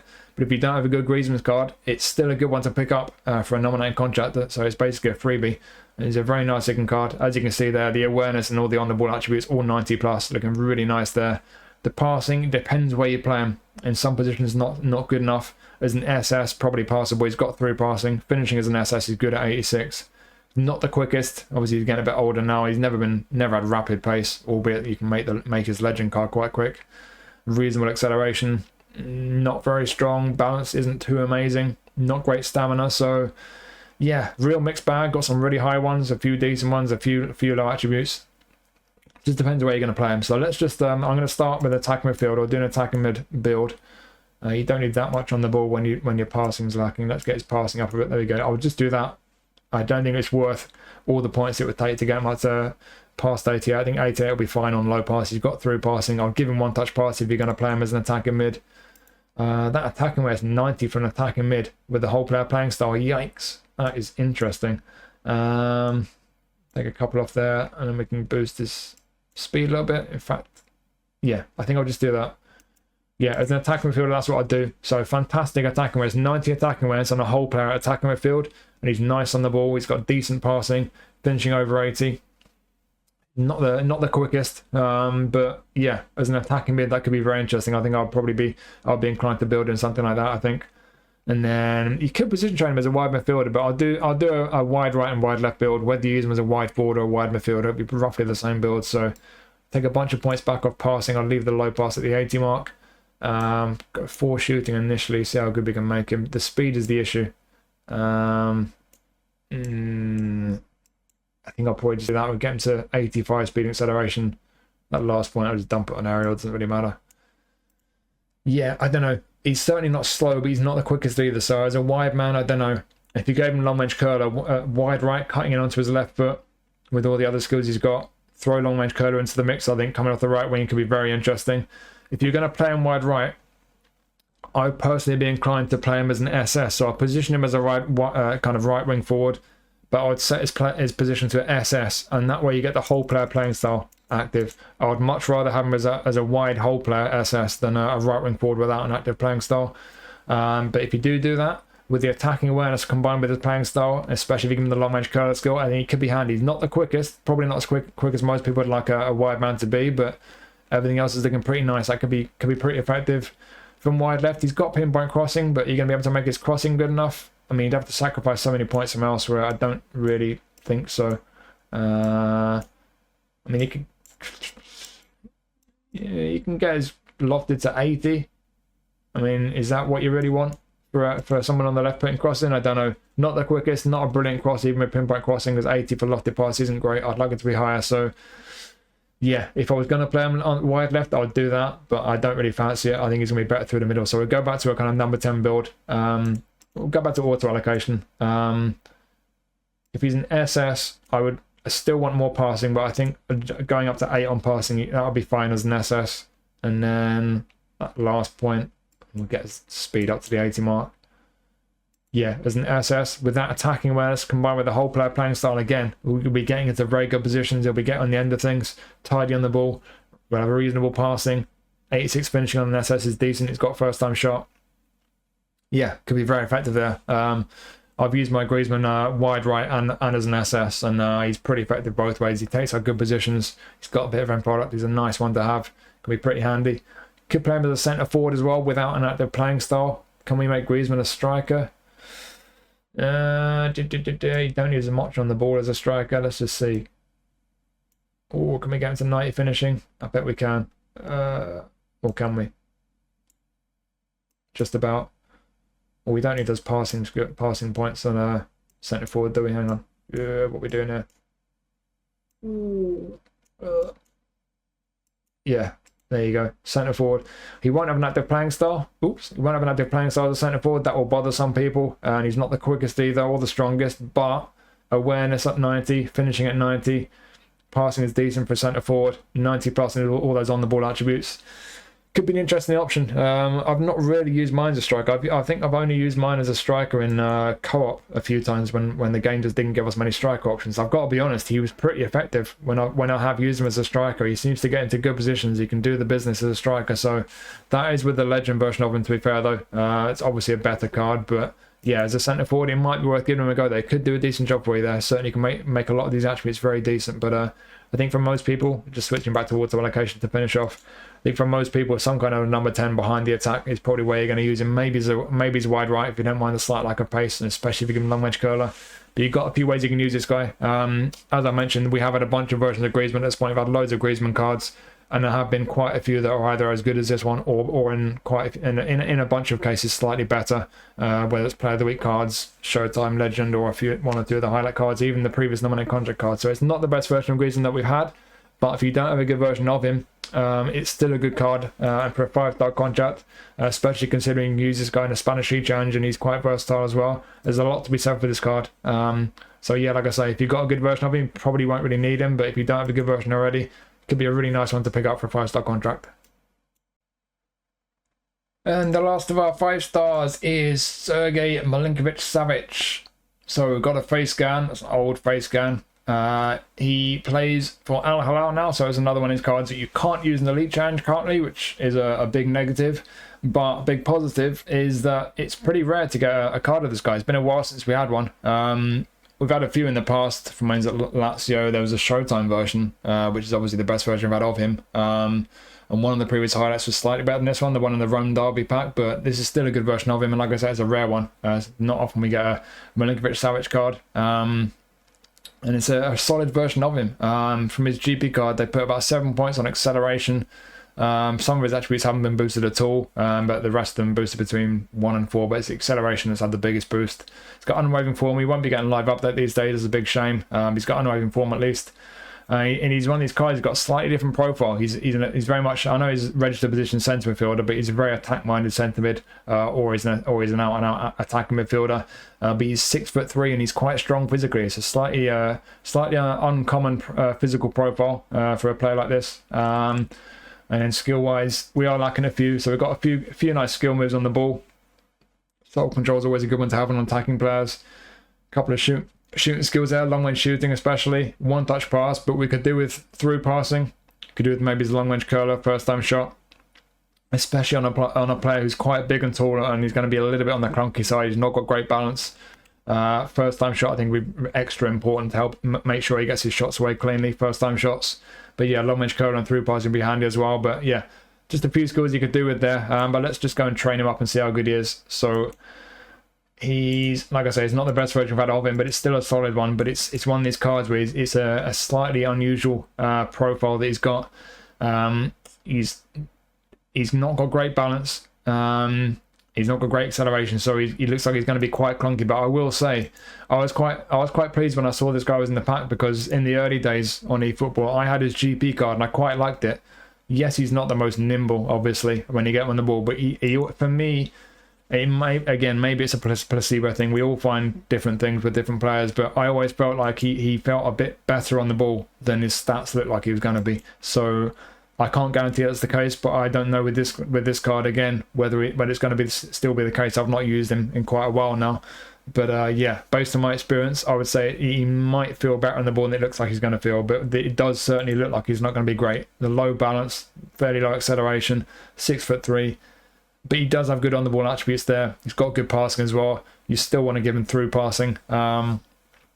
Finishing is not great at 73. Attacking at 79. It's a shame we've not quite hit the 80 mark on a whole player. They have one thing to keep in mind with this guy. Like I say, he's either a very attack-minded centre midfielder with that whole player playing style, making a lot of attacking runs into spaces, or he's going to be attacking mid. But the registered position is centre mid, and for that reason, with auto allocation, they've actually gone up to 7 on defending. So let's just start off by doing an all-round build as a centre midfielder, attack-minded centre midfielder. We'll leave some points on defending. In fact, you can position train for defensive mid, so I'm just going to rule that out first, because I don't think you're going to be able to make him good enough defensively. No, you're not going to want this guy as a defensive mid. He's not strong enough with his defensive awareness, especially, but attacking is not great either. So let's just start as a centre mid. We'll go back to auto allocation.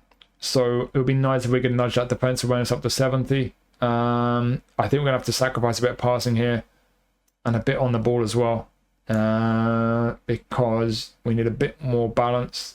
We're going to nudge that defensive awareness up to 70, and yeah, a bit more balance and attacking awareness. Get the attacking awareness up to 80, and then what else will we do? To be honest, I'm going to go 3 higher on dexterity. I'm just going to give him even more balance, because he does really need that. There is a question mark over his stamina there, but it would take quite a few points to increase his lower body and get more stamina on him. So I'm not sure that's really worthwhile, but that is a concern. To be honest, looking at that build as a centre midfielder, it doesn't really excite me. Yes, he's comfortable down the left-hand side, but defensively he's not really going to be too capable. And then down the right there, I would like a bit more stamina. I still like more balance. I don't know. As a centre midfielder, he could certainly be decent for you. Again, whole player playing style, he's going to be making a lot of attacking runs. He's not going to track back a great deal. As a whole player, making as many runs as he will do, he will get tired. So that stamina is a real concern. But yeah, on the whole, could be decent as a centre midfielder, but I think this guy is going to be much better as an attacking mid. I think the best way to really get the most out of this guy is just abandon all his defensive responsibilities, and then we'll just make him better on the ball again. We'll get that low pass back up to 90. 2 points left. I think probably best on shooting, aren't they? Yeah, as a whole player. yeah, I think that's probably how I'd build him. I'm very tempted to pick this guy up, but just purely because, like I say, he's got a slightly different profile. And in my experience, he was pretty neat for me as a whole player, playing as a kind of number 10. So, yeah, looking at this for me, yes, he looks like he's going to be a little bit on the clunky side on the ball, but he's got a bit of physical strength, not a great deal, but it's not often you get up to 80 for physical contact on an attacking midfielder. But he's got good on the ball attributes, so he's technically very comfortable when he gets on the ball and picks a pass. If you give him through passing, that is important. I will say that again. You're going to need to give him the through passing skill to make the most of his passing attributes, but we've got that attacking where it's up into the 80s on a whole player. He's going to make good attacking runs. You can make him an SS as well, actually. Could you build him much differently as a SS? We can almost get to 80 on finishing. In fact, you can nick one off dexterity. Yeah, you could do that as an SS, actually. So still a decent level for passing. But we just shuffled a few points around, got his finishing up to the 80 mark. As an SS, he could be very interesting. That's something I might even consider doing if I pick this card up, which I probably will. I think as an SS, he's got a very interesting profile, quite physically strong. He's got good, very decent attacking awareness for a whole player, making good attacking runs, comfortable enough on the ball, decent passing. You would need through passing again, but finishing up to 80. Yeah, it could be an interesting one as an SS as well. So yeah, whether you do that, you get his finishing up, or whether you have him the way I had him just now and you get him to 90 for low pass. I think as a number 10, he's got a somewhat unique profile. Big, tall, physical guy, but he's technically quite sound. He does need a few skills, like I say.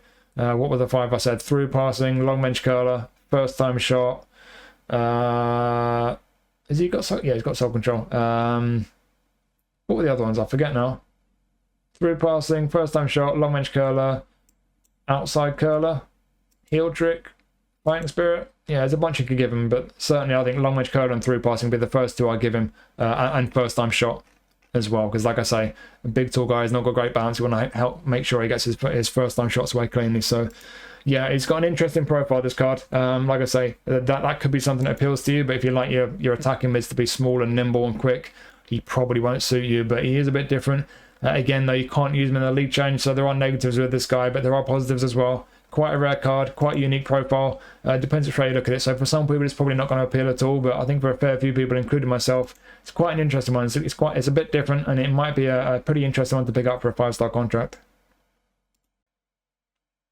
So out of all the 5 stars, I say this with most 5-star selections, all the 5 stars are decent. I don't think I could really pick any out and say they're that much better than the rest. I think the main thing with the 5 stars that could make a difference is just the practicality in terms of what use you would have for them in terms of league challenges and so on. So I think with these 4 cards, it depends on whether you still get the league challenge. If you still get to do the Brazilian league challenge, I think you've got 3 that it could be handy. Bruno, solid centre back. Tellez could be a very decent attacking left back. And then Pulga as an attacking midfielder, absolutely not. His passing sucks, but you move into a wide left forward as an inverted winger, small, nimble, could feel pretty decent on the ball. He could be pretty decent when you use him that way. So if you still get the Brazilian League Challenge, those 3 could be decent.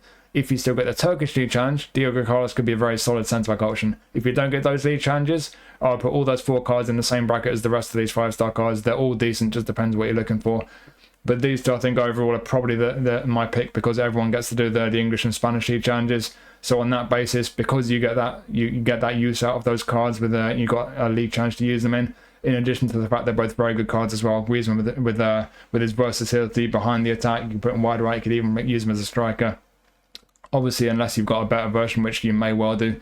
But yeah, Griezmann, I think for a lot of people could be a very handy one. And then Marmoush, wide left, could be very decent. Centre forward, very decent for the English League Challenge especially, but outside of it as well. Like I say, all the 5 stars are decent. I don't think there's any that really stand out, but if you still got these League Challenges, then these ones could have that extra bit of value for you. But these 2, I think for everyone, because we all get the English and Spanish League Challenges, unless you've got better versions of them already or versions that are as good as these, they could be well worth picking up and give you good value. But like I say, these are the ones I'll pick out based on league challenges, but all the 5 stars I think are decent, just depends what you're looking for. And now it's time for match pass mathematics. So same numbers as it's been for a while now. The value will cost you 400, the premium will cost you 800. It will be half price if it's the first time you've purchased either of those. So the first time you get the value, it'll only cost you 200, and likewise the premium the first time you buy that, it'll only cost you 400. and you'll get 130 coins back from the value if you complete all the matches, and likewise from premium, if you do all the matches, you'll get 170 back. So there are your numbers, just to kind of help you to work out how much it's actually going to cost you.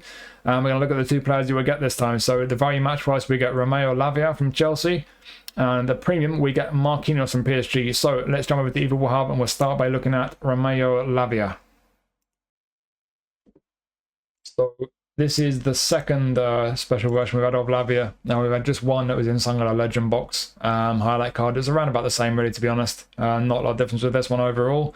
He's had a pretty mixed boost from his GB card. It's a good boost on the whole. Some attributes haven't been boosted at all, literally 0. Others have been boosted by as much as 10, but it's a very mixed boost across the board. And skill-wise, though, that's where it is interesting, because skill-wise, everything except for low lofted pass, Scotch move, and error superiority, those are the 3 you already had. The rest are new. They've added a whole bunch of skills on this guy, so that's a real difference maker. One touch pass, through passing, outside curler, got man marking, interception, blocker, fighting spirit, error superiority. He's got a pretty complete set of skills for a defensive midfielder.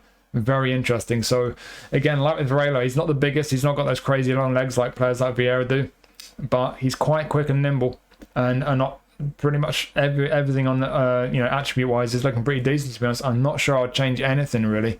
I think on the ball he's okay for decent, he's fine for a defensive midfielder. Passing, he's at that 90 mark for low pass. He's got 1 touch and through, so the passing's nice. Defensively, again, and I like with Varela, it would be nice if all of these were 90 plus, but the engagement's 95, which is insane. Aggression is super aggressive. Tackling at 88 is good enough, certainly. Awareness at 85 is fine. On an anchor man, I think we're looking fine there. And then down the right hand side, like I say, pretty good pace for a defensive mid. Decent kicking power. Got a good balance for a defensive mid. Stamina's at the 90 mark, which is spot on. Just that physical contact, really. I'd like to be a bit higher on a defensive mid. So again, like with Varela, not the biggest and he's not the strongest. So that might go against him for you. But I personally don't mind. I like an anchorman to be big and physically strong, but I quite like them if they're like Lavia as well, to be honest. Like I mentioned earlier, I've got a few anchormen that aren't the biggest physically. I've got Bruno, I've got Tonali, I've got 1 or 2 others. I quite like when they're a bit more nimble, a bit more mobile. Barrios, of course. I've got Wilmer Barrios. I love him as a defensive midfielder. He's not the biggest.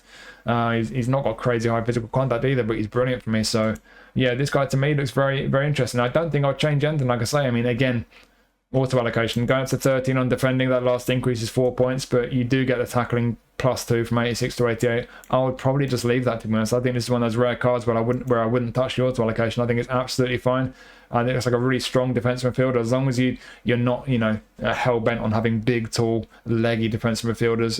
If that's the case, you're probably not going to really have the profile for you. But for everyone else, I think it's going to be a really tidy anchorman, to be honest. It could be a very decent one. In terms of other positions, as a centre midfielder, more of an all-round build. You would not have an active playing style as a centre midfielder. You could get rid of a load of the defending points, and then he's still pretty strong defensively though. And then I'll leave the 4 on aerial, leave the stamina. He needs attacking awareness, it really does. Let's go +4. We'll go up to 8 on dexterity. We've still got 8 points. Just stick them all those in dribbling. And that's correct. That is interesting, actually. So the attacking awareness sucks. That is a negative. But as a centre midfielder, you see there it's saying he's 100 rated there. He's tidy on the ball. He's got good passing. His finishing sucks as well, to be fair, but that's not the most important thing. Defensively, he's still got some pretty decent attributes there. Pretty good pace for centre mid. The physical strength is now decent enough. Good balance, good stamina. Yeah, as a centre mid, we don't fancy him as an out-and-out defensive midfielder with as an anchor man holding back, protecting your defence. Then as a centre midfielder, you free him up without the playing style. He'll roam around a lot more. Pretty good, to be honest. Pretty tidy looking. Could certainly do a job for you there. In terms of other positions, could you make him a wide man? I know he always do this. I'm not recommending you do this, but you know what? He would be decent as a right mid. He won't have an active playing style. Tidy on the ball, good passing. Still got a bit of defensive ability, good pace, kicking power, balance, stamina. You give him pinpoint crossing. This could be a somewhat unorthodox cross spammer. Hang on a minute. Let's just see what else we can do here. Let's just sacrifice the curl, because his curl's going to be rubbish regardless. Hang on, what am I doing here? Oh, I wanted to get that ball control to 90.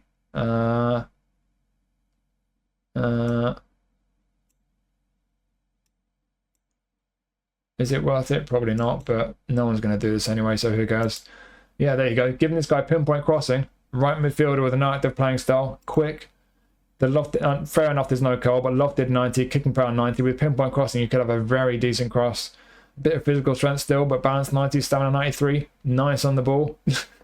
Horrible attacking awareness, can't shoot to save his life. Yeah, there's a few negatives there. Not least the fact that I don't think anyone will actually use this guy as a right midfielder. But if he wanted to do so with the position trainers and the skill trainers to give him the pinpoint crossing, he could be a pretty tidy right mid. So you do have that option. 101, there you go. So that's probably, is that the best way you can use him? What does he get for DMF? 98, yeah. So he's best as a right midfielder apparently. Dubious, but yeah, you've got that option, I guess. And then the only other option you've got, centre back. I don't think he's going to be much of a sneaky centre back. No. So the physical contact could be worse, but it's not great. And jumping only 70. Vertical, what's his vertical reach? 256.8. Yeah. I don't think he's going to cut it as a centre back. Plenty of qualities, but two of the most important things, the physical strength and the jumping, not good enough. So let's just leave him on auto allocation, because that's literally where I'd leave him as a DMF. You can make him a very tidy centre mid. If you really wanted to, you could make him a right winger. But I think for most people, this is a very interesting anchor man. Like I said, there's only been one previous version. And this time around, they've added a whole bunch of skills. He's got a pretty complete set of skills for a DMF. There's not a lot you really need there at all. Defensively strong, technically tidy. On the right there, athletic, he's looking great. Just lacking a little bit of physical strength and a little bit of height and leg length, really. But on the whole, as long as you're not obsessed with having really big, tall guys like Vieira or maybe like Zachary and players like that, I think for a lot of people, this could be a very tidy defensive midfielder, to be honest. And our premium match pass player is Marquinhos. We've had a few Marquinhos cards. We've had loads, in fact. And it's another one like with Griezmann. We've had a previous one from, I mean, this isn't a nominating contract card, but we've had a nominating contract version of Marquinhos. So a kind of free-to-play Marquinhos, if you will. This is a good version of Marquinhos. It's not the best necessarily. There have been a couple of Player of the Week ones as well. Champions League Player of the Week ones that go to a slightly higher rating. Obviously, the stats get shuffled around a bit. We'll just max this Marquinhos out, and as we'll see, unsurprisingly, he's very good. But yeah, a couple of Player of the Week cards, which supposedly are slightly better, but not a lot of difference, really. And he's pretty similar to the previous nominating contract version. And there was a free Brazil version, I think some kind of Brazilian carnival festival campaign thing a year or two ago. So he's kind of pretty much on a par with most of the previous Marquinhos cards, to be honest. Pretty sure there's a Showtime version, though, that would be better than this one. But yeah, compared to previous highlights and so on, it's kind of just another Marquinhos card, but it's quite a strange boost they've given him, the way they've messed with his stats. So we've lost some points off heading and jumping and tackling, just a couple of tackling, but heading, jumping and tackling have been nerfed on a premium match pass card. I'm biting my tongue a bit right now, but they have boosted his physical contact, which does need a boost in Marquinhos. That's one thing that he does, one area where he does tend to lack. And they boosted his pace and his balance a bit as well. I said a balance over 80, that is not common for a centre back. So nice boost to certain attributes, but to take some points away from his heading, jumping and tackling, what on earth are you doing? I mean, fair enough, you don't want to make him too good, but on a premium match pass card, you're asking people to pay 800 coins for it, and you're going to nerf some of his most important attributes. Yeah, I don't know about that, but I will say, though, his jumping is still good. He still goes to 90 on auto allocation, and the defending is still fantastic as well. So maybe it's not so bad. I don't know. Yeah, I looking at the physical contact, it is an attribute he does tend to need boosting. It's not the highest on Marquinhos. I think similar to Eder Militao, it's the one attribute where he's just not quite as high as you'd want him to be, whereas everywhere else he's pretty fantastic. But yeah, nerfing his jumping. He's only 6 foot tall. That's not tall for a centre back. Annoying they've nerfed his jumping. 272 jumping height. So we've lost a bit off his jumping height, and it's really not that high. So that's a slight question mark we've got over Marquinhos now. He's got a pretty complete set of skills for a centre back. He always does. I don't think there's any change there. But yeah, annoying. I don't know why they've done that. On the face of it, the jumping is still high enough, so you can afford to do that. But like I say, when you look deeper into it, you see the jumping height is now 272. It becomes very annoying that they've nerfed his jumping. It's just, I don't know. I don't understand some of the things they do sometimes. Premium match pass, 800 coins, but he's worse at one of the most important things for a centre-back. Cool, thanks for that. But like I say, he is still good enough. He is still a good centre-back. Defending, again, gone up to 13. That's not an efficient way to do it. I would personally go even lower than that. I would get his physical contact right up to 90. You can't often do that on a Marquinhos card. That is great. We'll just nudge his acceleration to 80. 2 points to play with. We don't need anything down the left, really. Can't afford to increase his defending or physicals.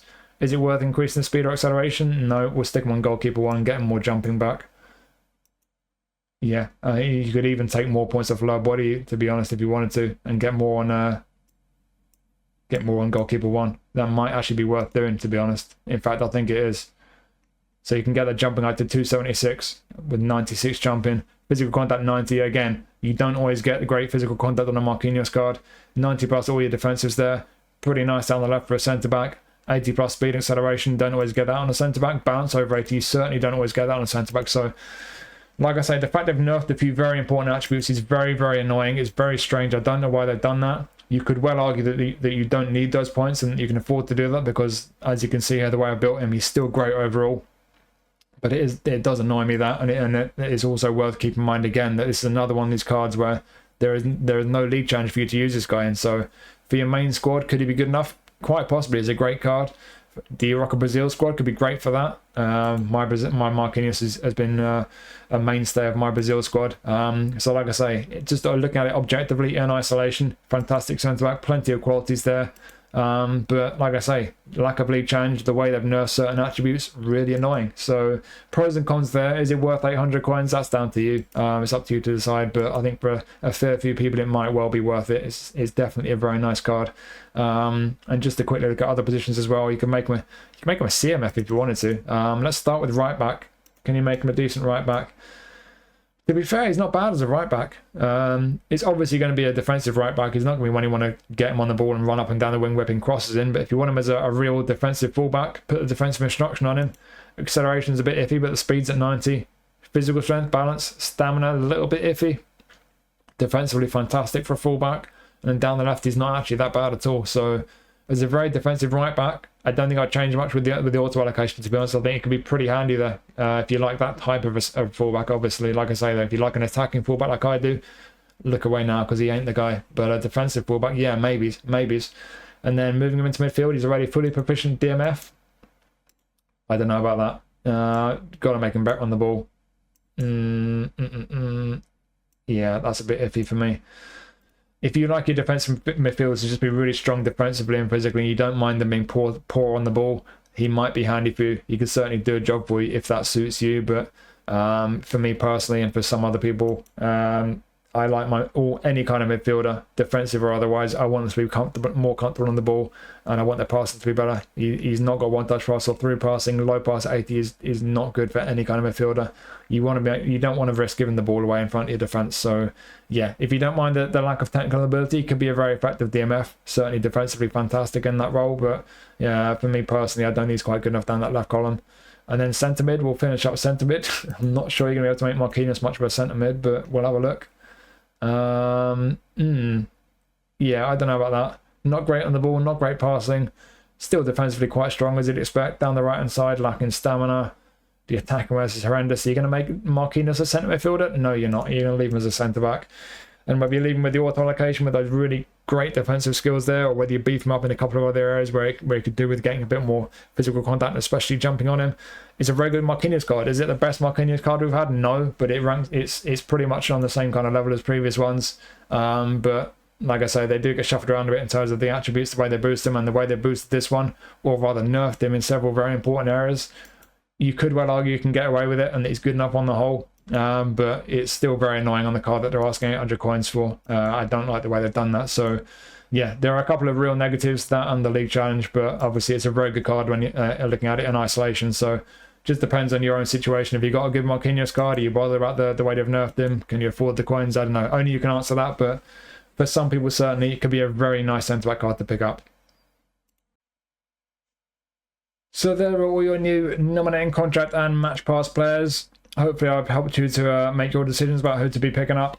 I think on the whole it's probably not as bad as some of the recent selections we've had. It's still not brilliant. I would like more options. That's the main thing for me. There are some decent cards in there, but I would just like a few more options in each of the packs, to be honest. I don't think that's too much to ask. And it is a bit frustrating. We've still got a few cards in, certainly the main pack, the Club World Cup, whatever it's called, which you can't use in any league changes, and likewise we've still got the same issue. The Brazil, the Japan, and the Turkey packs, a lot of us don't get to do as league changes, so that makes those cards largely useless. But there are still some decent ones in there. Like I say, I don't think it's a brilliant selection, but I do think it's better than some of the recent ones we've had. So yeah, it'd be interesting to know you guys' thoughts though. Let me know what you think of these packs. Thank you for watching as always. Like I say, hopefully this is you found this useful and it's helped you to make your decisions. I will review the Turkish League Player of the Season pack, and there'll be 1 or 2 streams coming up as well, so keep your eyes out for more videos and live streams. Thank you very much for watching as always, really appreciate it. Take care of yourselves, have a fantastic weekend. I'll see you next time.